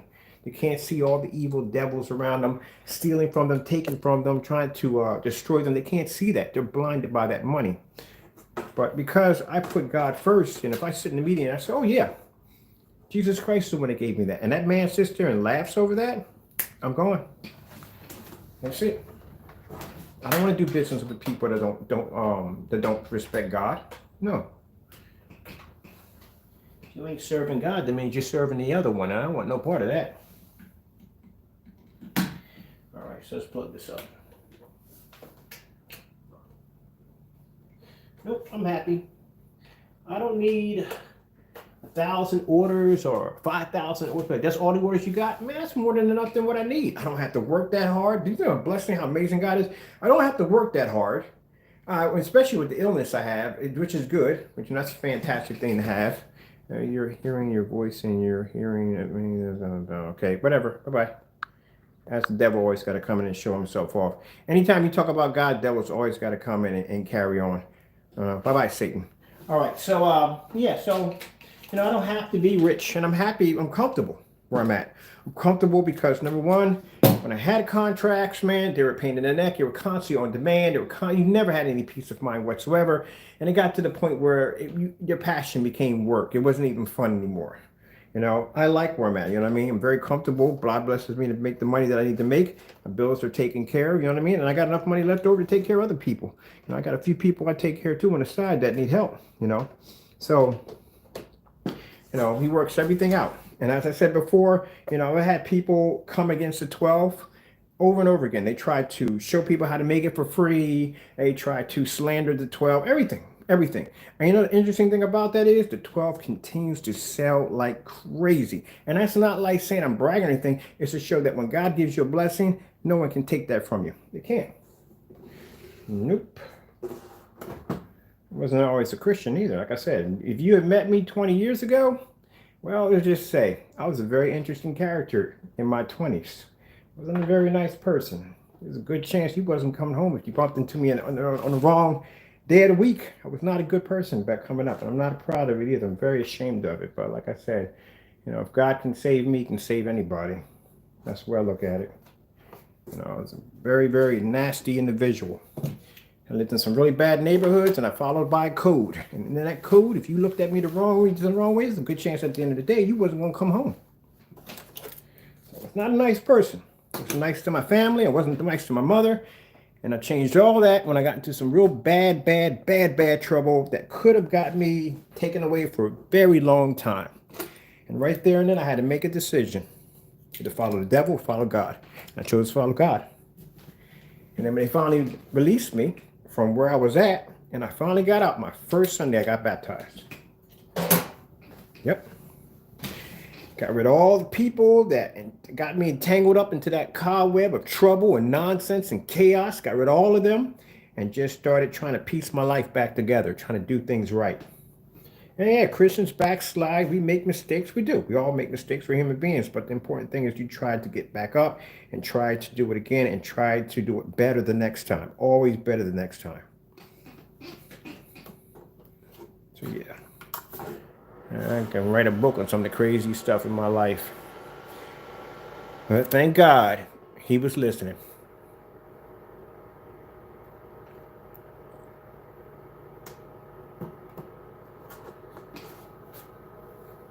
Because he could have easily turned his back on me. Easy. He's not a nice person. Could easily turn his back on me. Oh, he's a waste of time. Devil would have came in there and told me, why in the world would you want to fight for this individual to begin with? You know, the devil does it all day long. Walks to and fro from heaven to God. I say, why? Why? Why in the world would you want to even be bothering an individual? He denies you. He doesn't even serve you. He goes out and sins all day long. You know what I mean? Why? Let me have him. Let me go destroy him.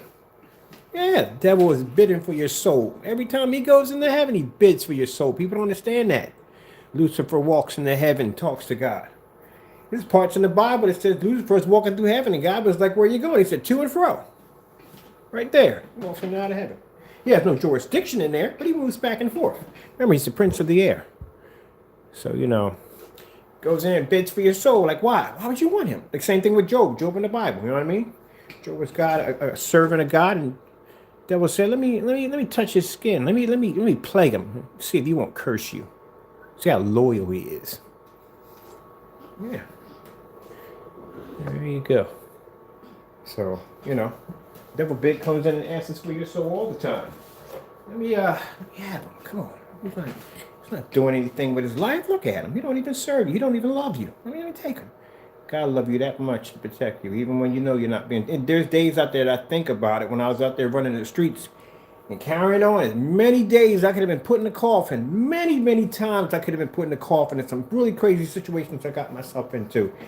And God got me out of them situations just to turn around and do the same dumb nonsense all over again. You know what I mean? And all that time he was watching over me and I didn't even know it. All right. Let's go from here. Let's see. We got the Sony 1,000 lumen projector. So we went from 1,000 lumen projector to, you know, I paid more for this too. I paid $75 for this. This was $45. But this one, yeah, they all had the adapters they had to use on the side. So this one right here is the 2,800 lumens. This is 1,000 lumens right there. We're using right there. Sony. Let's see. Let's go out of here. Okay, we got the right one. Oh no, we're in the wrong. We got the wrong controller. We got the wrong controller. No, we do. Wrong one. Over here. Okay, this is better. All right. And let's go over and grab.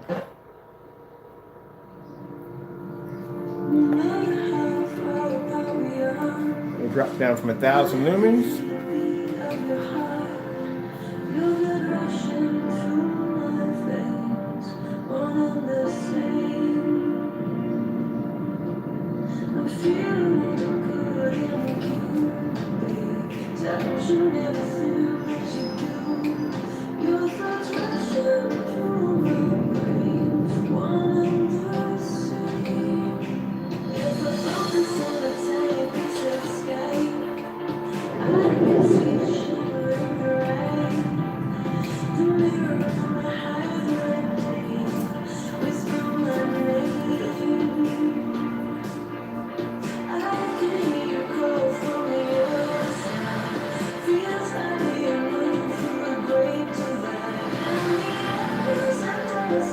color blue.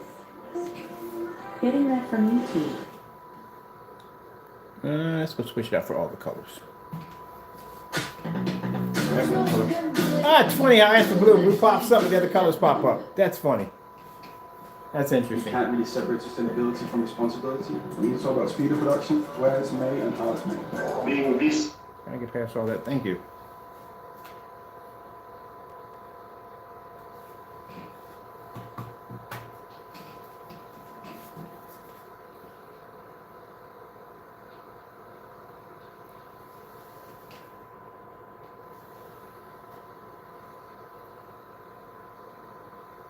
We can turn the lights on too. They make a difference.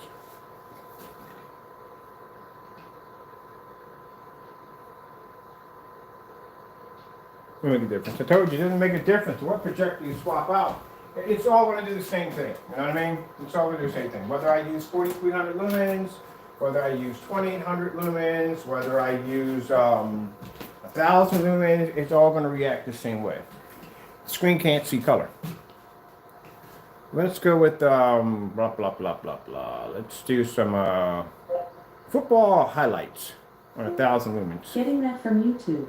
just for some fun of it all. Let's just grab something right there. It's time.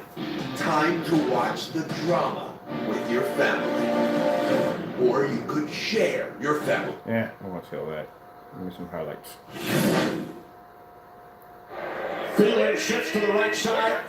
Second down and 6. Cousins looking to throw in trouble. Down he goes. Back at the 30-yard line. So the Cowboys able to get pressure. Wilson. Told you. Nothing wrong with the projector. It's a screen. That's the only problem. Close to a helmet-to-helmet there, but they didn't call it. Brings up a 3rd and long. The ball is loose prior to Cousins. This is the best look. It's his left shoulder that's going to hit the ground. But watch the football come out. Left shoulder. Wilson actually has it before Cousins is down. Second down at 7. Dalton from the shotgun. He fires and is complete. C.D. Lamb makes the catch inside the 10-yard line. Cowboys have gone 5 games without a first-quarter touchdown. My ceiling's coated with 12 technology. Pass is caught by Elliott, and he takes it in for a Dallas score. Is that quarter what?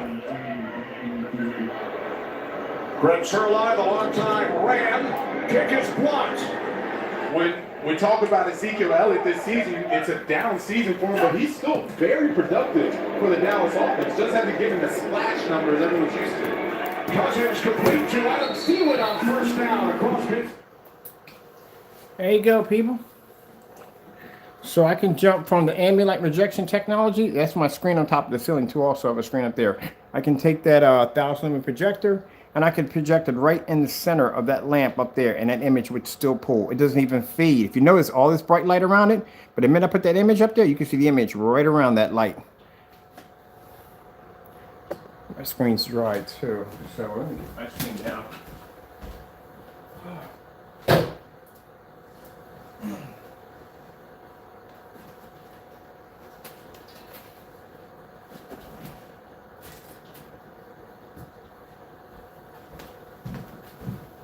There we go. That's the color of my screen, blue. All right, well, I'm out of here. With that being said, thank you all for your time. It was a pretty lengthy demonstration. Thank you all for your time. I got to get out of here. Some things I'm going to be doing today. Pretty much once the rest of the formula comes in, we'll drop those into the containers downstairs. Get everybody wrapped up. The processing shipping time will be recorded, and everybody will be good to go. All right. All right. Thank you all for your support. Thank you for your time. I thank my Lord and Savior for basically blessing me to be able to get up and see another day and to be able to get a chance to hang out with you guys. Yeah. All right, got to go, and God bless.